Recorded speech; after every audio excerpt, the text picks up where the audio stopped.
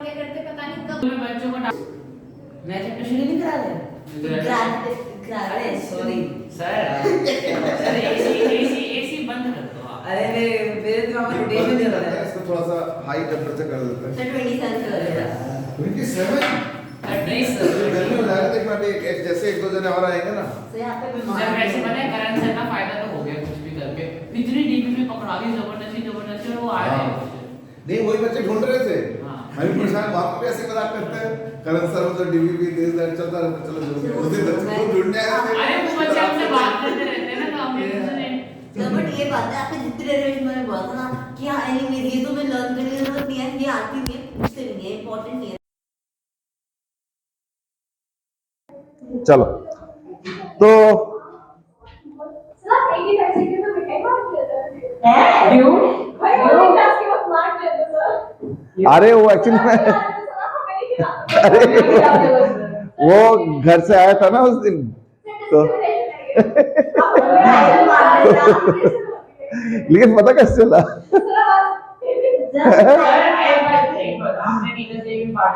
वो मुझे याद है उसका टेंशन मत लो आपको केक दिया आपको चिल्ड्रन डे पे एक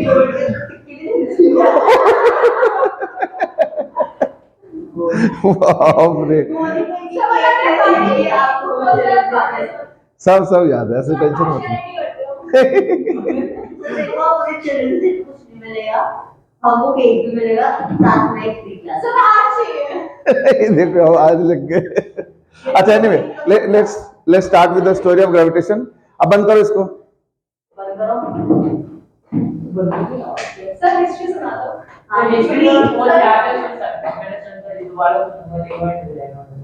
क्या सुन लिया चलो तुमसे सुनते हैं आज प्लीज कंटिन्यू स्टार्ट कहाँ आगे कंटिन्यू सर इसमें भी भाषण देखो इसमें इमोशनलिटी दिख रहा है चलो एनीवे देखो एक्चुअली क्या है ना वैसे ये सीरियस मामला है एक फेमस साइंटिस्ट ने पता है क्या बोला है और ये बड़ा सोचने वाली बात है इज दैट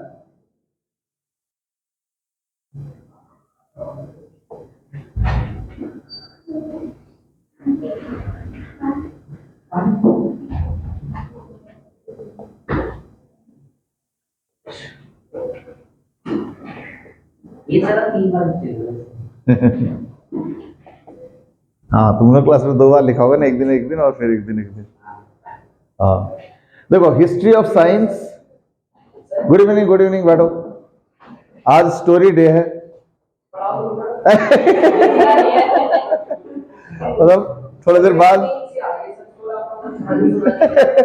लोरी थोड़ी सुना रहा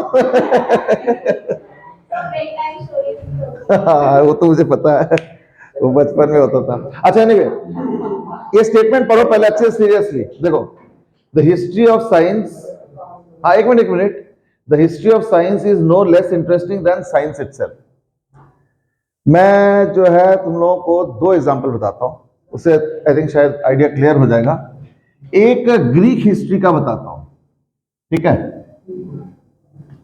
ग्रीक हिस्ट्री अब इसे ग्रीक हिस्ट्री के कंट्रीज के नाम एथेंस स्पार्टा दिस दैट बड़े बड़े नाम होते हैं अब इतना तो याद नहीं होता है सिर्फ मुझे इतना मालूम है कि जो कंट्रीज की जिस कंट्री की बात कर रहा हूं अच्छा पहले जमाने में ना कंट्रीज बहुत बड़े बड़े नहीं होते थे लोकल कंट्रीज होते थे मतलब may be Faridabad will be probably one country उस जमाने में हो सकता है कि पलवल का जो डिस्ट्रिक्ट है मतलब शहर की बात नहीं करो फरीदाबाद शहर की बात नहीं करो डिस्ट्रिक्ट हो सकता है फरीदाबाद डिस्ट्रिक्ट कंट्री होगा पलवल डिस्ट्रिक्ट कंट्री होगा फिर रोहतक डिस्ट्रिक्ट कंट्री होगा हिसार एक कंट्री होगा पहले जमाने में ऐसे ही होता था और खास करके इजिप्शियन में तो ऐसे ही होता था ठीक है ना और फिर उसके अंदर क्लैंस होते थे दिस दैट चलो खैर वो तो हिस्टोरिकल एस्पेक्ट उसमें नहीं जाना चाह रहा हूं ये है समुंदर ठीक है और ये कोई कंट्री है ओके अब इस कंट्री के राजा को अच्छा आज के दिन में जैसे स्पाइंग नहीं होता है आजकल तो सब स्टोरी मूवीज वही सब बन रहा है स्पाई थ्रिलर्स दिस दैट अभी कौन सा सलमान खान का स्पाई थ्रिलर नहीं बना था हाँ टाइगर ठीक है ना हाँ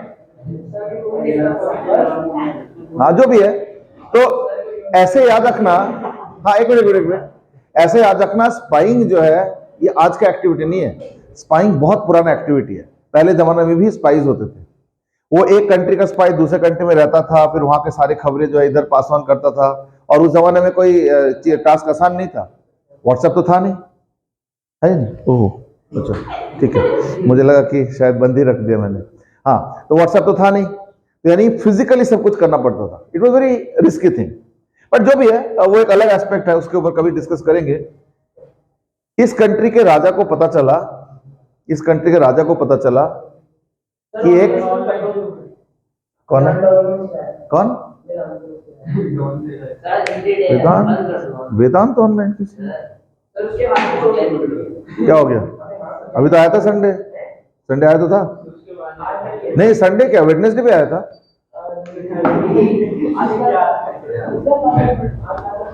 ना आगे इकट्ठे नहीं। ओ अच्छा, हाँ वेदांत तो ऑनलाइन है, पर आज तो स्टैंड ही नहीं है। ऑनलाइन छोड़ दो।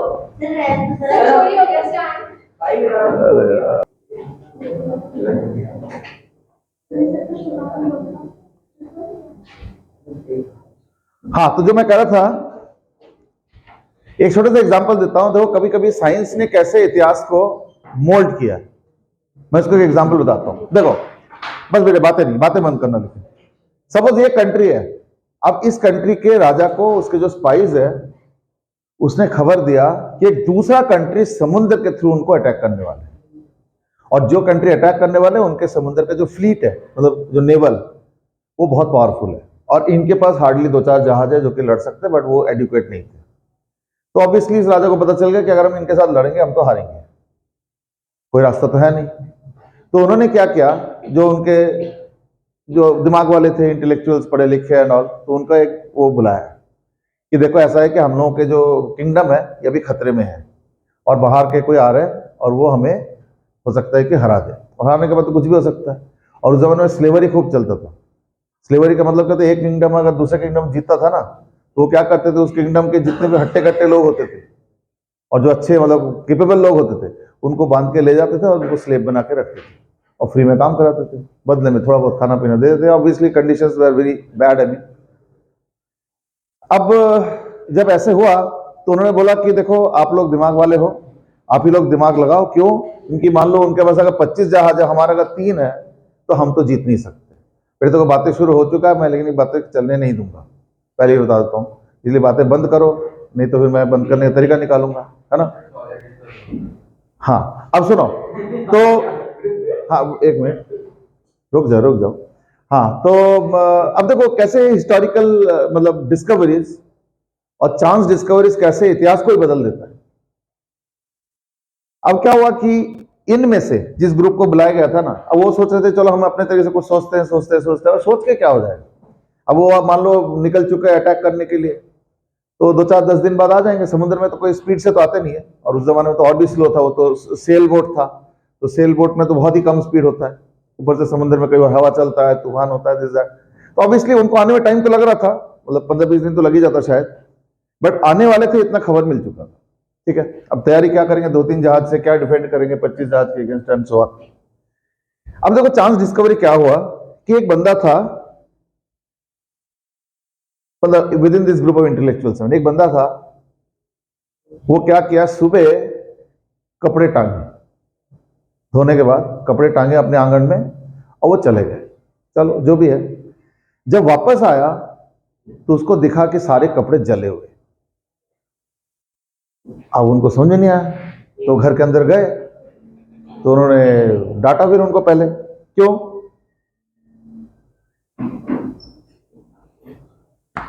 हाँ जी, हाँ कहाँ पे? हाँ वहां से तो फ्री हो गया था, नहीं टाइम लगा था करीब 1 घंटा। अब वो सारा कुछ हुआ ना, सारा ओएमआर सब कुछ करके तब जाके निकले। चलो खैर कोई नहीं, हो गया, छोड़ो। ठीक है, जो तुम लोगों ने लास्ट ईयर फेस किया वो आज था, पता था? हाँ एंट्रेंस था। ये आज वाला मैं देखता हूँ केमिस्ट्री कुछ ज्यादा ही आसान था। तुमको ऐसा पता चला? हम लोगों ने हाँ। आपके आपको चढ़ते हम पे चढ़ते थे यहाँ ये वो इसके आदत बताओ उसके आदत बताओ। अरे वो अच्छा,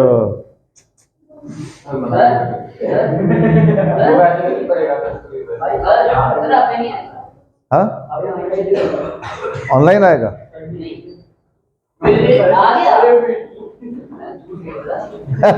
तभी तो क्या बोला मैंने? बस बस बस अब बंद करो। हाँ तो जो मैं कहता हूँ, आप जल्दी जल्दी सुनो, नहीं तो फिर इसी में ही रह जाएंगे। हाँ तो अभी अटैक करके वो अटैक के लिए निकल चुके थे। अब ये जो बंदा था, कैसे चांस डिस्कवरी देखो कैसे हुआ। इस बंदे के सारे कपड़े जले हुए मिले जब वो शाम को वापस आया, और उसमें घर वालों को डांटा। अच्छा, उनका एजम्पशन क्या था पहले समझो। पहले जमाने में ना जो भी खाना बनता था ना, वो लकड़ी के चूल्हे पे बनता था। अब लकड़ी के चूल्हे में कैसे किया जाता था ना, पहले लकड़ी को जलाया जाता था, ठीक है ना, या कोयला वोयला जो भी था वो जलाया जाता था। क्यों? क्योंकि जलाने से ना उसके अंदर जो भी रफ एंड टफ, मतलब रफ एंड टफ तो नहीं बोलूंगा, क्या बोलूंगा, जो कोल के अलावा जो एडिशनल चीज है वो धुएं के फॉर्म में निकल जाता है। ये तो इनफैक्ट हमने बचपन में भी गांव में देखा है। शहर में तो चलो हम लोग बस गैस था, पर जब हम गांव में जाते थे तो वहां पे चूल्हा जलता था। और मुझे अभी याद आता है कि गांव में शाम को करीब समझ लो 5-6 बजे,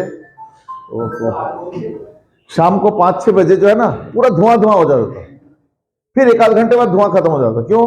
क्योंकि हर कोई क्या करता था, अपने आंगन में, बगीचे में, जहां पे भी हो, वो जो चूल्हा होता था उसमें कोयला डाल के जला के बाहर ही छोड़ देते। तो इनिशियली बहुत धुआं निकलता है, फिर जब धुआं निकल जाता है ना उसके बाद कोयला जलता है। अब उसमें कोई दिक्कत नहीं होता।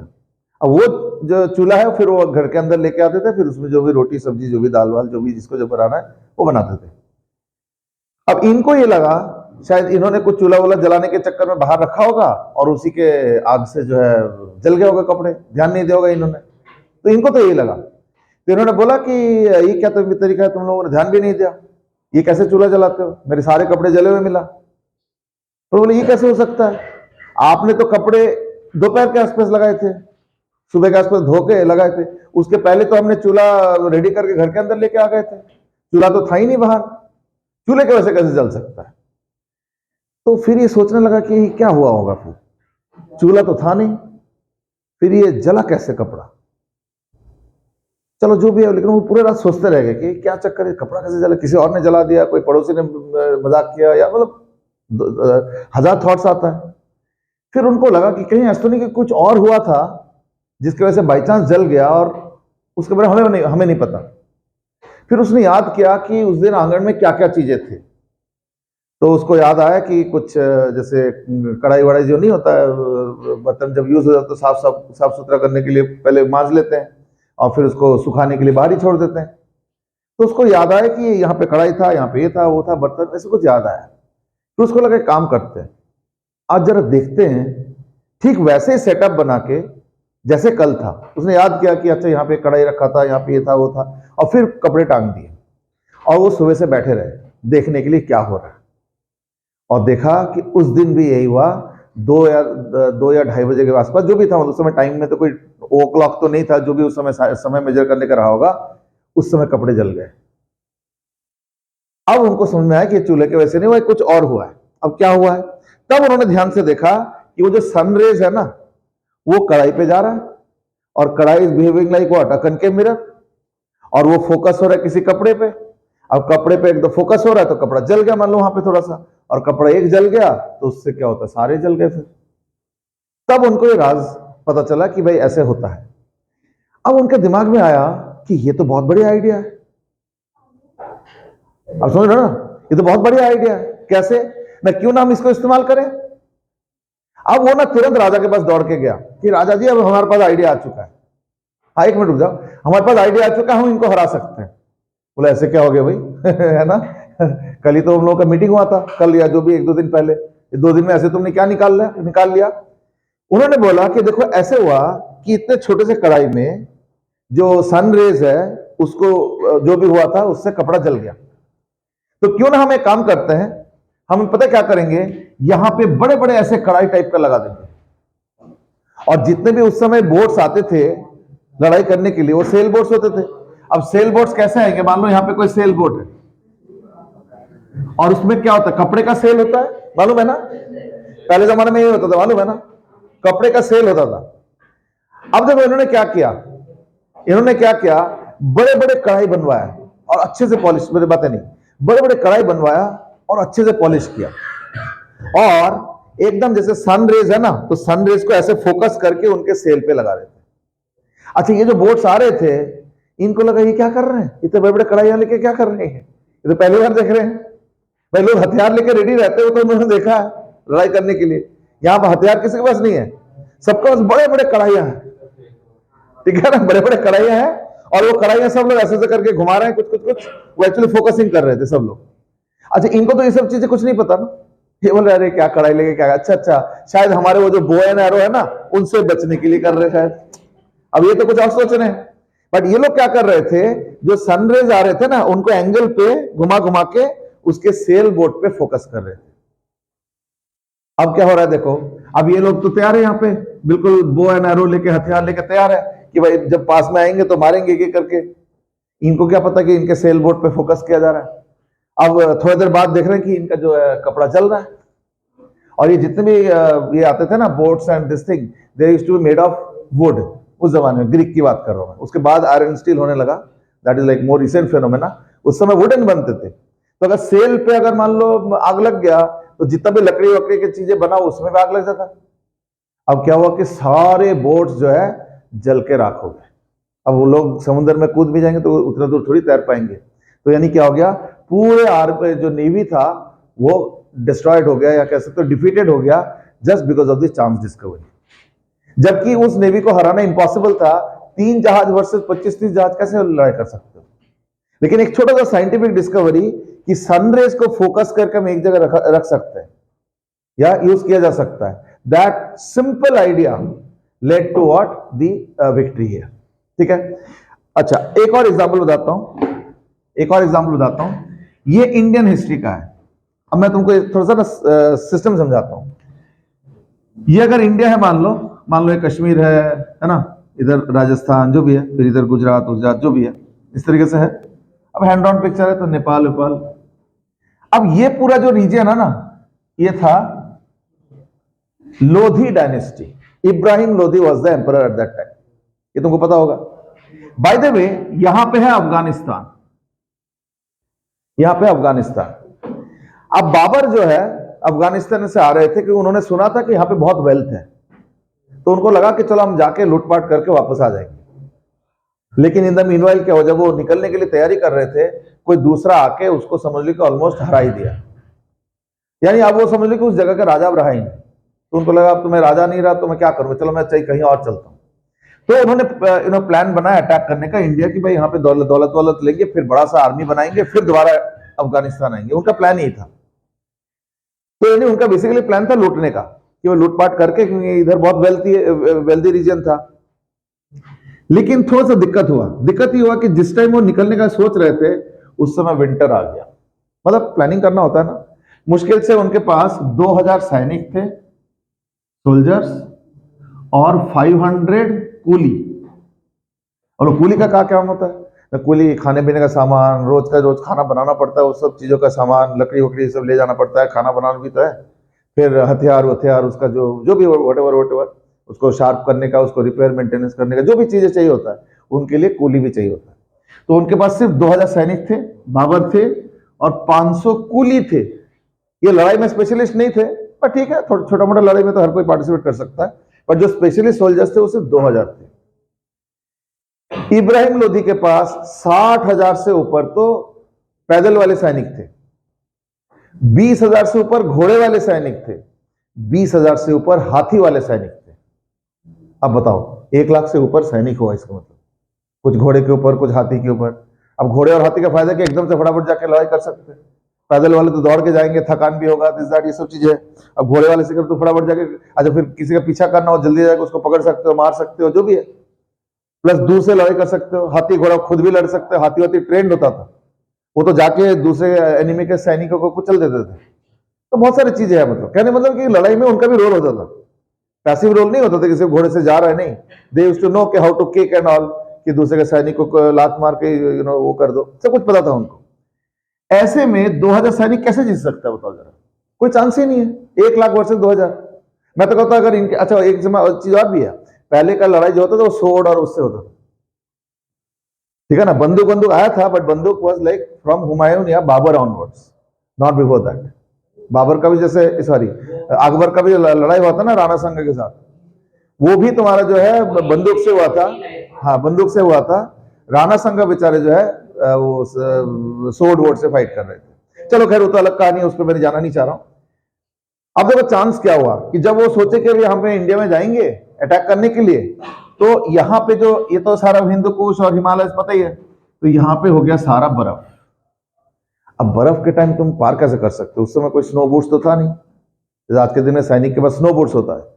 ये बर्फ में भी अगर पैर रख के खड़े रहोगे तो पैर जमेगा नहीं, और उस जमाने में तो कुछ भी नहीं था, चप्पल टाइप के होते थे, तो उस ड्रेस में तो तुम बर्फ वाला एरिया तो पार नहीं कर सकते हो। तो उनको बेचारे को, मतलब बेचारे तो क्या ठीक है ना, उनको घूम के आना पड़ा यहां से होके। सो दैट इज सारा पहाड़ी वाड़ी है, नदी वदी, इधर इंदस है, तो इंदस को पार करना ही मुश्किल है, तो ये पर्शिया होके आए। Persia means basically Iran. आज के दिन का जो ईरान कंट्री है उसको उस जमाने में पर्शिया बोलते थे। और इंटरेस्टिंगली उसी साल जिस समय आ रहे थे, गन पाउडर डिस्कवर हुआ था। तो गन पाउडर, जैसे वो मार्केट से जा रहे थे, ईरान के कोई शहर वहर के बीच में से जा रहे हैं, मार्केट वार्केट होता है ना, रुक रुक के तो जाते, कोई डेली तो जा नहीं सकते, कोई बस ट्रक तो था नहीं, पैदल जाते थे और घोड़े से जाते थे थोड़े बहुत। तो उन्होंने मार्केट में किसी को ये जो गन पाउडर उसका डेमोन्स्ट्रेशन करते हुए देखा कि गन पाउडर किसी थैली में डाल दो, माचिस का वो या कुछ जला दो, एकदम से बड़ा सा एक्सप्लोजन हो जाएगा, और थोड़ा बड़ा होगा तो एकदम ह्यूज एक्सप्लोजन हो जाएगा। उनके दिमाग में ये तो बड़ा काम का चीज है। तो उन्होंने क्या किया, कई अमाउंट ऑफ जो है गन पाउडर खरीद के अपने सैनिकों को बोला कि भाई तुम लोग भी ले चलो, कुली उली को दे दिया। फिर क्या हुआ ना, वो एंटर किए इधर। अब लोधी के साथ लड़ाई। अब देखो, लोधी के साथ तो लड़ाई में किसी भी हालत में वो जीतने का कोई चांस ही नहीं था। क्यों? 1 लाख वर्सेस 2000 कोई चांस ही नहीं था। लेकिन strategy and this chance discovery of gunpowder, that was the result, और that resulted in Lodhi losing the battle. Now you to understand how. पहली बात तो नहीं, लड़ने तो का कोशिश तो करते ही नहीं थे। अब मान लो इनके सैनिक है, ये सोच रहे थे भाई चलो हम लड़ाई करेंगे, तो एक जगह इकट्ठे, उन्होंने ये भी इकट्ठे हुए, और दिन में नजर ही नहीं आता थे, सब छुप जाते थे। पहले से प्लान बना लेते कि तुम पहाड़ में छुप जाना, तुम इधर छुप जाना, तुम इधर उधर करके चले जाना, जंगल में छुप जाना, जो भी। फिर रात को इकट्ठे होना, सारा कोडिंग कर लिए थे कि रात को इस जगह पे इकट्ठे होंगे। अब मान लो इनके सैनिक कहीं कैंप में बैठे हैं, खड़े हैं, जो भी है, रात को सो रहे हैं, और ये जंगल वंगल इधर उधर कहीं घूम रहे हैं, रात को इस जगह पे आके इकट्ठे हुए, और रात को करते थे अटैक। अटैक करने का हिम्मत नहीं था, क्योंकि क्या होगा, तुम अगर एकदम से अटैक कर लोगे तो 2 4 10 20 को तो मार दोगे, क्योंकि ये तो सब सो रहे हैं, पर उस आवाज से सब लोग जाग जाएंगे, फिर तो हार ही जाओगे। मान लो अगर 1000 को मार भी दिया तो भी तो 99,000 के साथ लड़ना पड़ेगा, वो भी रात को कैसे लड़ाई कर सकते हो? कोई पॉसिबल ही नहीं है। अब वो क्या करते थे या कर रहे थे, ये जो गन पाउडर है ना, इसको थैली में बांध के उसको तिल्ली से होकर के जला के, और उनके पास स्लिंग होता था, स्लिंग से ऐसे करके उसके कैंप में डालते। अब जब कैंप में डाल दिए तो उस कैंप में हाथी भी है, घोड़े भी है, सैनिक भी है। अब देखो, कितना भी ट्रेंड हाथी हो और घोड़ा हो, अगर कोई बॉम्ब एक्सप्लोजन होगा और लाइट का चमक आ जाएगा कहीं से भी, तो जानवर उससे डरते हैं, ये सबको पता है। अब हुआ क्या कि उस कैंप के अंदर सब हाथी घोड़े डर गए, और सब इधर उधर अफरा तफरी दौड़ने लगे। तो उस जिस समय हाथी दौड़ रहा है, उस समय वो थोड़ी पहचानता कि ये मेरा सैनिक है और वो अपोनेंट का सैनिक, तो आधे सैनिक तो उसके हाथे या घोड़े ने मार दिए। अब ये देखते हुए तो जो उसके सैनिक थे वो भी पागल हो गए, अरे बाप रे क्या हो रहा है, हमारे सैनिक मरे जा रहे हैं, और कौन मार रहा है आके, उनको कुछ नहीं पता, रात के टाइम तो दिखता भी नहीं था। तो जब तक सुबह हुआ तब तक पता चला जो 60,000 सैनिक थे, 10,000 15,000 मर चुका है, उन्हीं के अब हाथी घोड़े ने मार दिया। और कई हाथी लापता, कोई जंगल में भाग गया, कोई घोड़े भाग गए, भाई जैसे होता है। बड़े मुश्किल से जो इकट्ठे किए उनके भी मॉरल डाउन हो गए। अब एक रात में अगर 60,000 में से 10,000 सैनिक ही मर जाए तो किसका हिम्मत रहेगा, बताओ जरा। ऊपर से पता ही नहीं कैसे हुआ, उनको गन पाउडर के बारे में उसको वो पता ही नहीं था कभी भी। अब अगर गन पाउडर अगर मान लो इनके पास नहीं होता, इन्हें अगर मान लो समझ लो 1 महीने पहले अगर उसने प्लान किया होता ना अटैक करने का, तब तो पर्शिया होकर आने की जरूरत नहीं था, तब तो ये सारे पासेस खुले मिलते, उसको बर्फ नहीं आता, तो फिर क्या होते, यहीं से आते, 2000 मिलके क्या कर लेते, कुछ नहीं कर पाते। तो Lodhi dynasty would have continued, और हमारे किताब के इतिहास में मुगल डायनेस्टी का कभी कोई नाम नहीं होता। पर क्या हुआ, अच्छा ऐसे हुआ, तो जब तक सुबह ये लोग इकट्ठे हुए तब तो ये लोग फिर भाग गए। सब सोच रहे कि हुआ क्या है ये हमारे हाथी घोड़े ऐसे पागल कैसे हो गए रात को। उनको थोड़ी पता कि क्या वजह था कि हाथी के बीच में कोई एक्सप्लोजन हो गया था कुछ ऐसे। सब तो मोस्टली रात को सो ही रहे थे। फिर अगले दिन थोड़ा बहुत उन्होंने पहरादारी किया, पर ये तो जंगल या झाड़ी वाड़ी के पीछे से वो स्लिंग से कर रहे थे, किसी को पता ही नहीं कहां से आ रहा है। एकदम आसमान से सडनली कुछ गिरता है और थोड़ी देर बाद एकदम से बड़ा सा धमाका हो जाता है और फिर हाथी घोड़े दौड़ने लगता है। तो अगले दिन सेम कहानी रिपीट। कई सैनिक तो अपने गांव ही भाग गए, भाई हम नहीं लड़ेंगे, कौन सा लड़ाई है भाई, हमें पता ही नहीं किसके साथ लड़ना है। और रात को सोते रहते हैं, उसमें हमारे हाथी हमें कुचल के चला जाता है। तो आधे सैनिक को समझ भाग गया, पूरा आर्मी डिसऑर्गेनाइज हो गया, डिमोरलाइज हो गया। और इस तरीके से क्या हुआ, ये हार स्वीकार कर लिया, भाई नहीं हमारा बस का नहीं है। तो उन्होंने हार फिर स्वीकार कर लिया, यानी Lodi dynasty got replaced by Babur.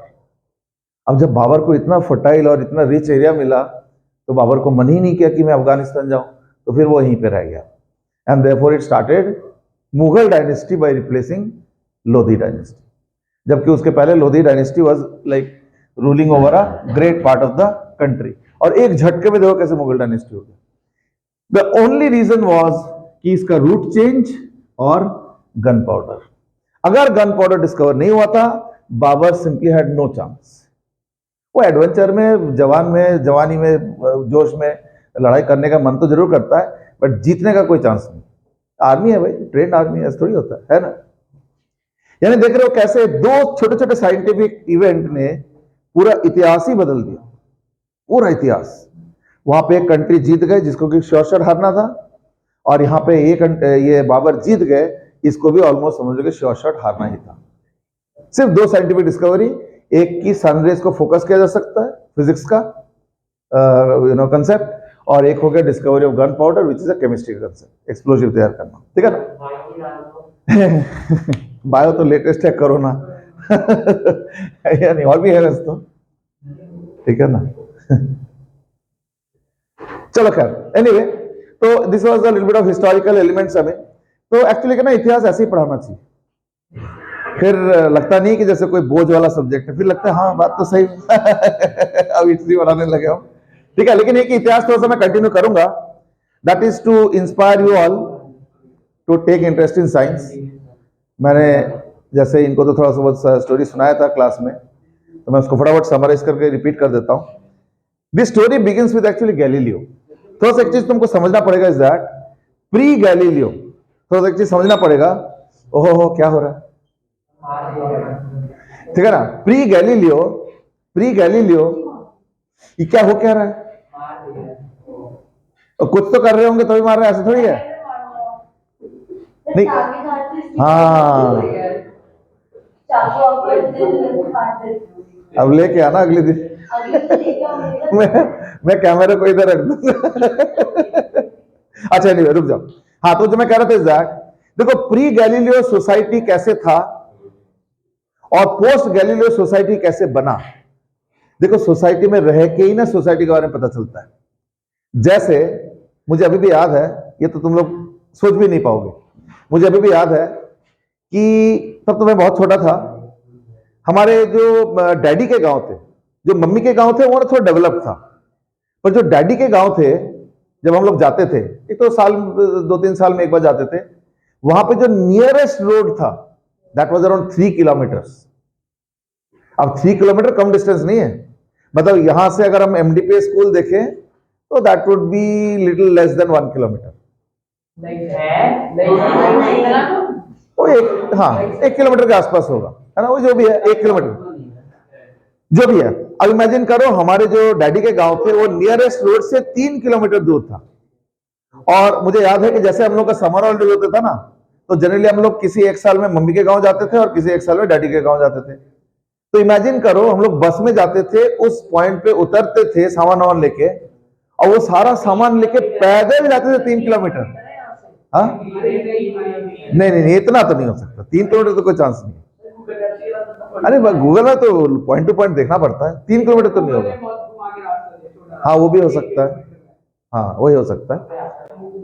अब हो सकता है वो रूट के ऊपर भी है, जैसे खुदाई कर दिया तो रूट थोड़ा घुमा फिरा के दिखा रहा होगा।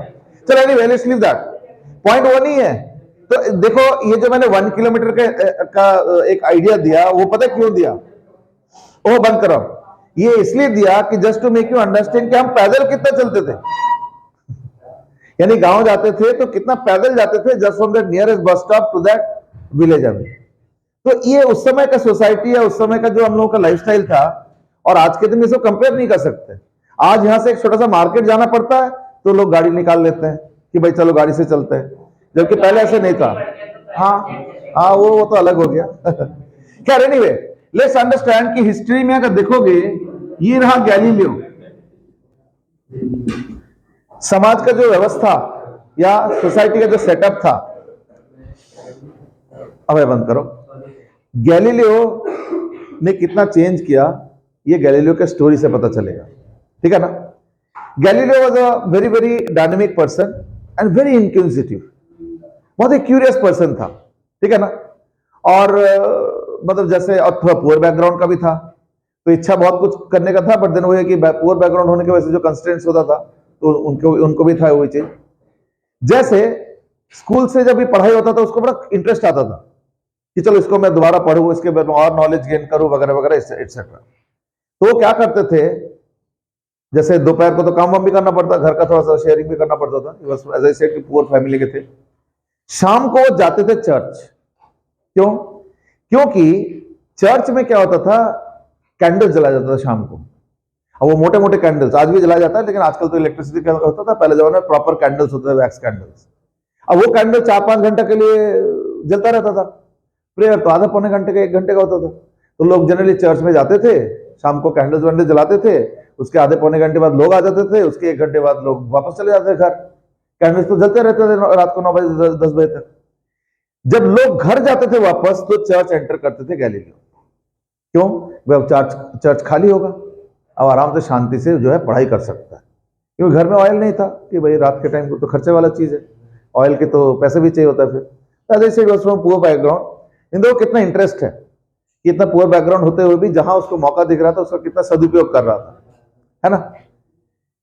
एक दिन क्या होता है, this is where the story begins. एक दिन क्या होता है, बैठ के पढ़ाई कर रहा था, लेकिन थोड़ा बाहर मौसम खराब था, तो बड़े स्ट्रॉन्ग विंड्स ब्लो कर रहे थे, और एकदम से क्या हुआ, कैंडल्स बुझ गए। अगर हम लोग होते तो क्या होता, बहुत खुश हो जाते, चलो अब तो सॉलिड बहाना है मेरे पास, अब तो पढ़ने की क्या जरूरत है। हाँ, वो भी है कि हम जाते ही नहीं थे, बट मान लो कि घर वाले जबरदस्ती भेज दे, इसलिए मैं इकट्ठे बैठने ही नहीं देता हूं। मैंने क्या बोला कि पुअर बैकग्राउंड के थे तो उसको घर के काम भी करने पड़ते थे, तभी मैंने बोला ना कि ये सब ना एक दूसरे का ना समझना बहुत मुश्किल होता है, एक दूसरे का लाइफस्टाइल कैसे होता है समझना बहुत मुश्किल होता है, ठीक है ना। एक गरीब के घर में जब सुबह उठते हैं और देखते हैं कि घर में कोई खाने का कुछ नहीं है, फिर वो जाते हैं मेहनत करने के लिए कि कुछ कर पैसे कमा के खाना पीना, तो ये लाइफस्टाइल होता है। ये शायद हम लोग रियलाइज भी नहीं कर पाएंगे, हम लोग को तो बने बना चीज मिलता है, सुबह उठ के फ्रिज खोलो तो 5-10 आइटम मिल जाता है ना। तो अलग लाइफस्टाइल होता है, ये सब चीजें बड़ा मुश्किल होता है विजुलाइज करना। सिद्धार्थ आ जाओ, इधर आ जाओ, इधर आ जाओ, सामने आ जाओ बेटे। अब कुछ नहीं कर सकते, अब देखो तुमको जब मौका दिया जाता है तब तो सुनते नहीं हो, इससे अच्छा है कि नहीं बेटे, ये सब दोबारा रिपीट करने फायदे। उठो उठो, जल्दी उठो बेटे, टाइम वेस्ट मत करो, जल्दी उठो और यहाँ बैठो, इधर आके बैठो। स्लोली नहीं बेटे, जल्दी आ जाओ, स्लोली करो तो सबका टाइम खराब होगा। यहाँ पे थोड़ा सा संभाल के। एसी नहीं, मुझे कोई दिक्कत नहीं, पर देखना थोड़ी देर में गर्मी लगेगा।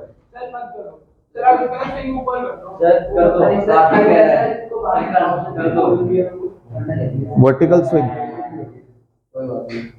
अब ठीक है।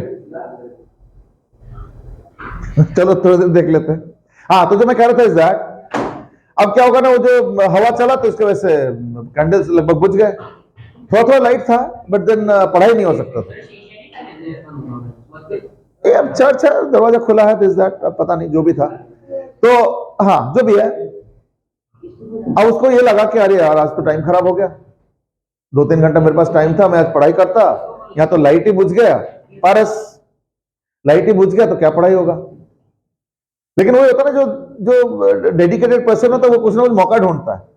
फिर उसको लगा कि चलो एक काम कर, तो पढ़ाई तो नहीं कर सकता बिकॉज लाइक लाइट तो ऑलमोस्ट है ही नहीं, बट थोड़ा बहुत लाइट था जो भी, तो उससे हाँ वो डेडिकेटेड होकर पढ़ रहा है, हम डेडिकेटेड पढ़ते हैं सब। अब वो सब छोड़ो, ये सब कंपेयर करना बड़ा मुश्किल है। जो डेडिकेटेड हो तो उनका अलग ही हिसाब होता है। मुझे याद आता है कि तेंदुलकर का, चलो तेंदुलकर छोड़ो, उसको तो कहानी थोड़ा लंबा है, मैं लता मंगेशकर बताता हूँ, थोड़ा छोटा है। लता मंगेशकर का मुझे याद है, तब मैं कॉलेज से जस्ट बाहर निकला था, यानी समझ लो कि करीब करीब 18 साल पहले की बात है, ठीक है ना, 18-20 साल पहले की बात कर रहा हूँ, ऑलमोस्ट 20 साल पहले लता मंगेशकर का एक इंटरव्यू है। Eight that time she was still singing, जैसे लास्ट के 10 साल तो सिंगिंग तो नहीं कर रहे थे, and I think 2-3 years back तो शी डाइड, 2 इयर्स बैक या 3 इयर्स बैक, इसी साल नहीं, लास्ट कोरोना के लास्ट, हाँ 2 साल हो गए ऑलमोस्ट, चलो जब छोड़ो। तो at that time in almost 20 years back she was still singing, तो कम हो गया था, पहले तो बहुत सारे songs she has sung, hundreds और थाउजेंड्स ऑफ सॉन्ग्स। तो एक इंटरव्यू में she was asked a question, and that is कि एक चीज बताइए आप, अच्छा by the way I don't know whether you know और not, she started public singing at the as of 6 years old, and she died almost, हाँ जो भी थे, तो I think she died almost 90 years, ठीक है ना। और 6 साल की उम्र से गाना शुरू किए पब्लिकली, और ये जो इंटरव्यू है that would be somewhere around when she was around 70 years old, हाँ जो भी है, तो she was around 70 years old eight that time. अब समझ में आ रहा है ना, 70 years old ऑलमोस्ट, उस समय के इंटरव्यू में she was asked a question was कि क्या आप अभी भी प्रैक्टिस करते हैं? Now listen to the question, क्या आप अभी भी प्रैक्टिस करते हैं? क्यों? क्योंकि आपका तो 50 साल से ऊपर का तो सिंगिंग का एक्सपीरियंस है, उम्र हो गया 70 साल ऑलमोस्ट, और 50 साल का तो सिंगिंग एक्सपीरियंस है, 50 साल से आप प्रैक्टिस कर रहे हैं, क्या आज भी प्रैक्टिस करने की जरूरत होता है? एंड व्हाट डिड शी से? बोलते हैं कि ये आपको शायद नहीं लगता होगा, बट मैं अभी भी मिनिमम 6 hours एवरी डे, और जब मौका मिल जाता 8, 9, 10 घंटा तक प्रैक्टिस करती हूं, आज भी एवरी डे विदाउट फेलियर। अब देखो ये होता है डेडिकेशन। अब लता मंगेशकर बस क्या नहीं है, मतलब देखो हम लोग थोड़ा सा ऑर्डिनरी ह्यूमन बींग्स हैं, पर हमारे ये आइडियल्स बन सकते हैं, हम इंस्पिरेशन तो ले सकते हैं, और हम देखो हर इंसान एक दूसरे को बदल सकते हैं, ऐसी बात नहीं है। और कई बार ना एक मोटिवेशन वाला फैक्टर आ जाता है, कई बार ना अंदर से जिद आता है कि नहीं मुझे करना है, मुझे करके दिखाना है ये चीज, तो जब वो स्पिरिट आ जाता है ना, तो फिर ये सब डाइल्यूटेड चीजें नहीं होता है, फिर देखना टाइम खराब ही हम लोग नहीं करते, हम लोग सब, हाँ कौन देखो ये देखो ये धीरे धीरे आता है, ऐसे बात नहीं है, और लाइफ में कई बार बड़े इंटरेस्टिंग टर्न्स एंड ट्विस्ट भी होते हैं। खैर कमिंग बैक टू गैलीलियो, अब गैलीलियो सोचा कि भाई टाइम तो खराब होगा आज, लेकिन उन्होंने क्या किया, सोचा एक काम करो, उसके ठीक ना कुछ दिन पहले उनके स्कूल में पेंडुलम के बारे में पढ़ाया गया था। ग्रंथ तुम इस कॉर्नर पे आ जाओ, हाँ और कॉर्नर और थोड़ा सा इस तरफ, और थोड़ा सा, बस आप एकदम सही जगह, और शायद तुम उस इधर में नहीं आओगे, बस उधर ही रहना। बस आप सुन लो, अब जल्दी खत्म करें, नहीं तो फिर स्टोरी बहुत लंबा है, मैं उसका एक पार्ट आज खत्म करूंगा, बस आज सिर्फ 10-15 मिनट करके अगले एपिसोड कल। हाँ तो क्या हुआ, मुझे अभी भी याद आता है, देखो मैं टीवी भी ना मैं देखता नहीं, और ना ही मुझे पसंद आता है, न्यूज थोड़ा फिर भी देखता हूँ, तो मुझे अभी भी याद आता है कि हमारे घर वाले जो है, अब मुझे याद नहीं कौन, वाइफ देख रही थी या शायद मेरे मदर देख रही थी, फादर देख रहे थे, जो भी देख रहे थे, तो न्यूज का टाइम हो गया था, तो मैं जस्ट वहां पे जाके बैठा, तो ऑलमोस्ट समझ लो कि लास्ट के 1 मिनट का सीन बचा था, तो उसको खत्म करके मुझे लगा चलो इनके सीरियल खत्म होंगे, तो फिर मैं रिमोट लेकर न्यूज देखूंगा, तो बैठ गया। और तो सीरियल्स क्या घटिया होता है, वो मुझे पता चला उस दिन। ना वो छोड़ दो, उसमें क्या दिखाता है समझो, उस सीरियल के जो लास्ट, हाँ 1 मिनट, उस सीरियल के जो लास्ट 30 सेकेंड्स का सीन वो क्या था समझो, उसमें सीन दिखाते हैं कि एक लेडी आई मीन थोड़ा सा ट्रांस में थी, मतलब not in the very normal this thing, I mean थोड़े से, हाँ मतलब ऐसे जो होता है ना थोड़ा क्या बोलेंगे, मतलब होश में एग्जैक्टली नहीं, थोड़ा सा जैसे कुछ डीपर मेडिटेशन में है या जो भी है। एंड देन दिखाते हैं कि एक चाकू उठाती है और चाकू ऐसे उठा के पहले ऐसे उठाती है और रुक जा पहले सुन तो लो, सीरियल तो देखता ही नहीं, वही तो मैंने बोला ना, न्यूज के चक्कर में मुझे दिख गया, और ऐसे करके यहां, और उसके बाद सीरियल बंद, और वो स्टिल पिक्चर हो गया, और उसमें जो भी था डायरेक्टेड बाय दिस दैट होने लगा, टू बी कंटिन्यूड। मैं बोले हाँ ये तो बड़ा इंटरेस्टिंग मोड पे खत्म हुआ है। तो हाँ सुनो तो, अच्छा मैं तो कभी सीरियल देखता नहीं हूं, तो मैंने ऐसे पूछा है भाई इसमें क्या है, बोला उनको भी समझ में नहीं आया। तो उसमें ये दिखाया कि शी गो समवेयर, फिर वो किचन नाइफ लेके एंड देन जो व्हाटएवर कुछ हुआ होगा बीच में, जो भी है, इतना डिटेल तो नहीं है। तो लास्ट सीन ये था कि नाइफ उठा के फिर मतलब ऐसे, चलो जो भी है, तो मुझे लगे चलो इंटरेस्टिंग पॉइंट है। तो मैं अगले दिन जो है बोल के रखा कि जब होगा ना तो मुझे बुला लेना, मैं देखना चाहता हूँ कि टू बी कंटिन्यूड हुआ क्या। और तब से मैंने डिसाइड किया कि और कोई सीरियल तो मैं कभी नहीं देखूंगा। खैर जो भी है, तो अगले दिन का स्टार्टिंग पॉइंट मैं भी वेट कर रहा हूँ, ठीक है ना, कि आज क्या होगा कि आज क्या होगा, ठीक है ना। अच्छा एक तो एडवर्टाइजमेंट इतने आते बाप रे बाप। अच्छा वो सीरियल का टाइम जो लेट्स से वो इतना याद तो नहीं है, नहीं ये तो प्री कोरोना की, ये प्री कोरोना भी 2-3 साल पहले की बात कर रहा हूं मैं। हाँ पूरा सुन तो लो। अब वो सीरियल का टाइम लेट्स से 9 बजे, तो मैं करीब ऐसा हुआ कि उसके 5-10 मिनट पहले बैठ गया। अब 9:01, 9:02, 9:03, 9:04, 9:05 एडवर्टाइजमेंट है, सीरियल स्टार्ट नहीं हो रहा। चलो एट लास्ट जो भी 6-7 मिनट करके 25 एडवर्टाइजमेंट के बाद सीरियल स्टार्ट हुआ। तो टू बी कंटिन्यूड से 20-30 सेकंड पहले का जो था वो फिर से आया कि वो चाकू लेके जो भी ऐसी ट्रांस मोड एंड ऑल, और फिर ऐसे करके फिर सीरियल में दिखाता है अगले दिन कि यहाँ पे एक बैंगन रखा हुआ है, बैंगन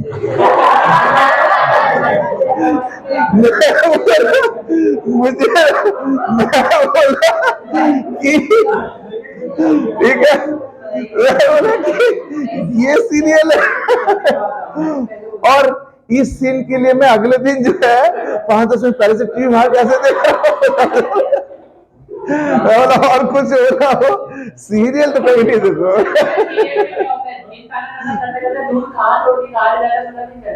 नहीं पर वो एक्चुअली मैं बताता हूँ क्यों, क्योंकि वो सीन ऐसे क्रिएट किया गया ना, तो मुझे लगा कि जैसे कई बार तो होता ना कि मान लो कोई सो रहा होगा है ना, उसको मर्डर कर दिया, तो मुझे लगा ऐसे वो दिखाया कि वो किचन में गए, वो तो बाद में पूरा शॉट थोड़ा दूर से दिखाया, और ऐसे करके बैगन घटने लगे। चलो खैर एनीवे, जिसमें हस्बैंड वाइफ दोनों पतंग के ऊपर लटक रहे होते हैं।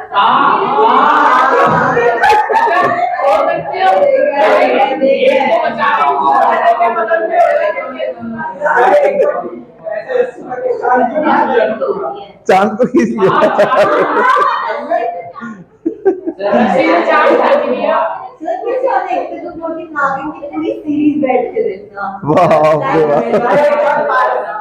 चलो करें नहीं, हाँ वही मैं सोच रहा था। अच्छा 1 मिनट रुक जा, बस अभी 2 मिनट में गैलीलियो का स्टोरी का पार्ट 1 खत्म करते हैं, फिर पार्ट 2 कल कंटिन्यू करेंगे। अब क्या हुआ हर्षित, अब बंद करो। हाँ तो क्या हुआ कि उनको लगा कि आज तो टाइम खराब होगा, लेकिन फॉर्चुनेटली क्या होता है उसके कुछ ही दिन पहले ना उनको पेंडुलम के बारे में स्कूल में पढ़ाया गया था।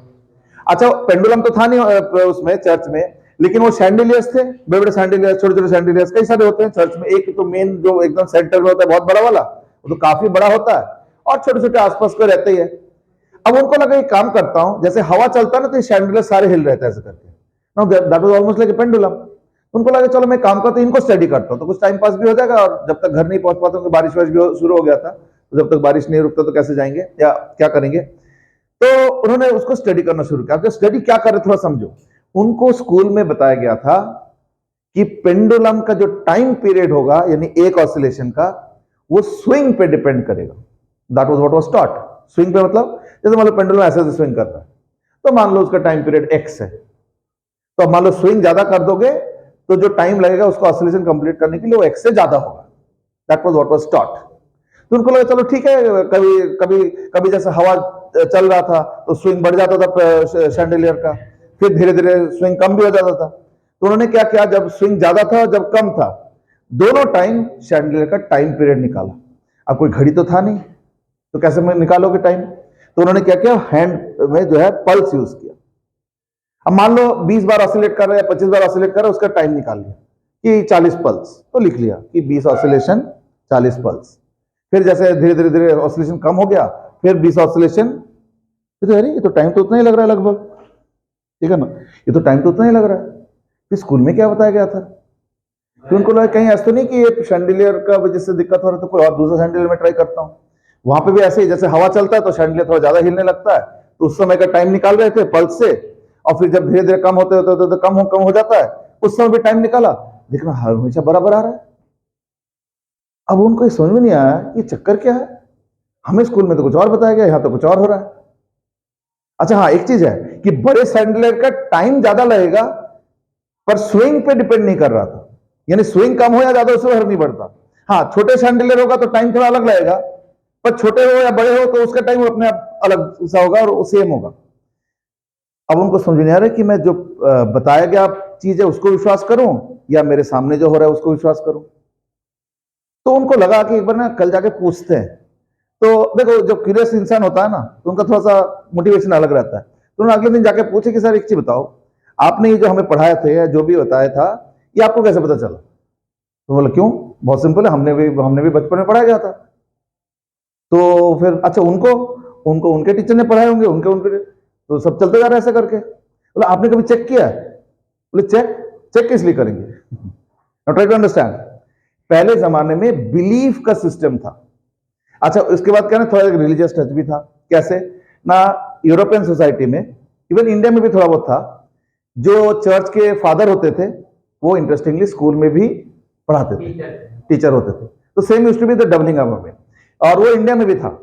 इंडिया में जो टोल चलाते थे, जो कि पढ़ाने वाले काम करते थे, उनको टोल चलाना कहते थे। तो वो मंदिर के पंडित भी होते थे एंड सो ऑन, यानी डुअल रोल होता था, इवन इंडिया में भी और इवन वहां पे भी। तो बड़े रेस्पेक्टेबल पोजीशन था। फादर वादर तो लाइक आज भी कितना रेस्पेक्ट होता है, लोग देखते हैं एकदम बो डाउन कर देते हैं एंड सो ऑन, ऐसे आम इंसान की तरह थोड़ी करते हैं। और वही टीचर होते थे। लेकिन सवाल पूछने का तो कोई स्कोप ही नहीं था। क्यों? Everything was based on belief, कि तुमको जो बताया जा रहा है उसको विश्वास करो। अब एक चीज बताओ, हम लोग सब लोग यहाँ पे भगवान विश्वास करते हैं, किसने देखा है? नहीं, कई लोग नहीं करते, मैं भी नहीं करता हूं, बट किसने देखा है पहले बताओ, जो लोग भी करते हैं। Yet we believe. देखो ये अच्छी नहीं, ये अच्छी बात है बुरी बात है ये मुझे नहीं पता। हाँ कोई बात नहीं, वो तो एक अलग चीज है। हाँ ये मैंने सुना था लास्ट ईयर भी तुमने बताए थे, तो ठीक है मैं जानता हूं। हाँ सुन लो पहले, 85 में, लास्ट ईयर भी 85 में तुमने एक बार ये कमेंट किए थे कि even I don't believe in, ऐसी कोई बात हुआ था। अब जो भी बताए थे मुझे याद नहीं आ रहा, बट शायद तुमने नहीं बिलीव का ही बताए थे। चलो खैर छोड़ दो, कोई बात नहीं, पॉइंट उसका नहीं हो रहा है। देखो मैं इसमें ना नुकसान और फायदा ये नहीं गिन रहा हूं, मैं ही कह रहा हूं कि वो जमाना ही ऐसे था, नोबडी वुड चैलेंज एनीथिंग, जो भी बताए जाते उस पर विश्वास करते थे, क्योंकि वो ईरा विश्वास का ही था, बिलीफ का था। लेकिन गैलीलियो को लगा कि लेकिन ये तो गलत चीज है, तो यानी जो भी चीजें हमें बताए जा रहे हैं ये तो हमने विश्वास के बेसिस पे बिलीव कर लिया, पर हो सकता है कि ये गलत हो या सही हो, तो इसको चेक तो करना चाहिए ना। यानी verification was in his mind.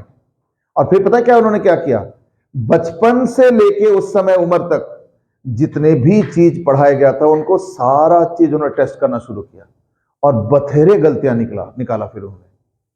तब वो थोड़ा सा रेबल काइंड ऑफ हो गए कि अरे ये तो हमें सब बेवकूफ बना रहे हैं, इसका मतलब चलो जानबूझ के नहीं बना रहे, even they are also being fooled in a sense. अब मान लो किसी ने कुछ कह दिया कि पता है चांद ना दिखता तो एक है बट चार है, अब मैंने उसको विश्वास कर लिया कि हो ही सकता है। अब जैसे मान लो सैटर्न के कितने क्या बोलते हैं मून है, क्या मुझे दिखता है? नहीं दिखता है, बट साइंटिस्ट बोलते हैं तो हम उसको विश्वास करते हैं, क्या करें? जितने भी है, मान लो 78 है या 20 है 5 है जो भी है, बट मैंने कभी देखा तो नहीं है ना ही तुमने देखा है, पर हम जब किताब में पढ़ते हैं या किसी से सुनते हैं साइंटिस्ट से तो हम विश्वास करते हैं। तो मान लो उनको विश्वास करके मैंने इनको बता दिया, फिर इन्होंने उनको बता दिया, उन्होंने इनको बताया, ऐसे ही नॉलेज फैलता है। लेकिन वेरिफिकेशन कौन करेगा, है या नहीं? तो Galileo was the one who actually thought कि इसको वेरीफाई करना चाहिए। लेकिन वहां शुरू हो गया प्रॉब्लम। प्रॉब्लम क्या कि जैसे वेरिफिकेशन स्टार्ट हुआ तो गलतियां निकले। अब एक चीज बताओ, अगर गलत निकलता है थोड़ा सा लॉजिकली सोचो। मान लो मैं एक स्टूडेंट बैठा हूं क्लास के अंदर, एक टीचर आए जो कि चर्च का फादर भी है, और उन्होंने हमें कुछ बताया कि पता है पेंडुलम में ऐसे होता है। मैंने नोट कर लिया, मैंने विश्वास कर लिया। फिर मैं कल को जाके घर में जाके एक्सपेरिमेंट करता हूं, देखता हूं ये गलत है, तो मेरा तो इंप्रेशन खराब हो जाएगा ना, अरे ये तो गलत बता दिया। चलो ठीक है, कभी कभार हो सकता है, देखो नॉलेज तो ओशन है, तो इसमें एक आध गलती हो गया, चलो ठीक है। बट अगर मान लो तुम 25 चीजें बताओगे, 6 गलत निकल आएगा, तो that is not at all going to be impressive. तो ऐसे ही होता था पहले, कोई चेकिंग नहीं, कुछ नहीं, जो किसी टीचर ने किसी स्टूडेंट को बताया वही स्टूडेंट जब टीचर बनते थे वही बताते थे, वही बताते थे। तो जनरेशन बाय जनरेशन गलत गलत गलत गलत गलत फैल जाता था। तो पेंडुलम के बारे में और तमाम ऐसी चीजें गलत पढ़ा जाता था।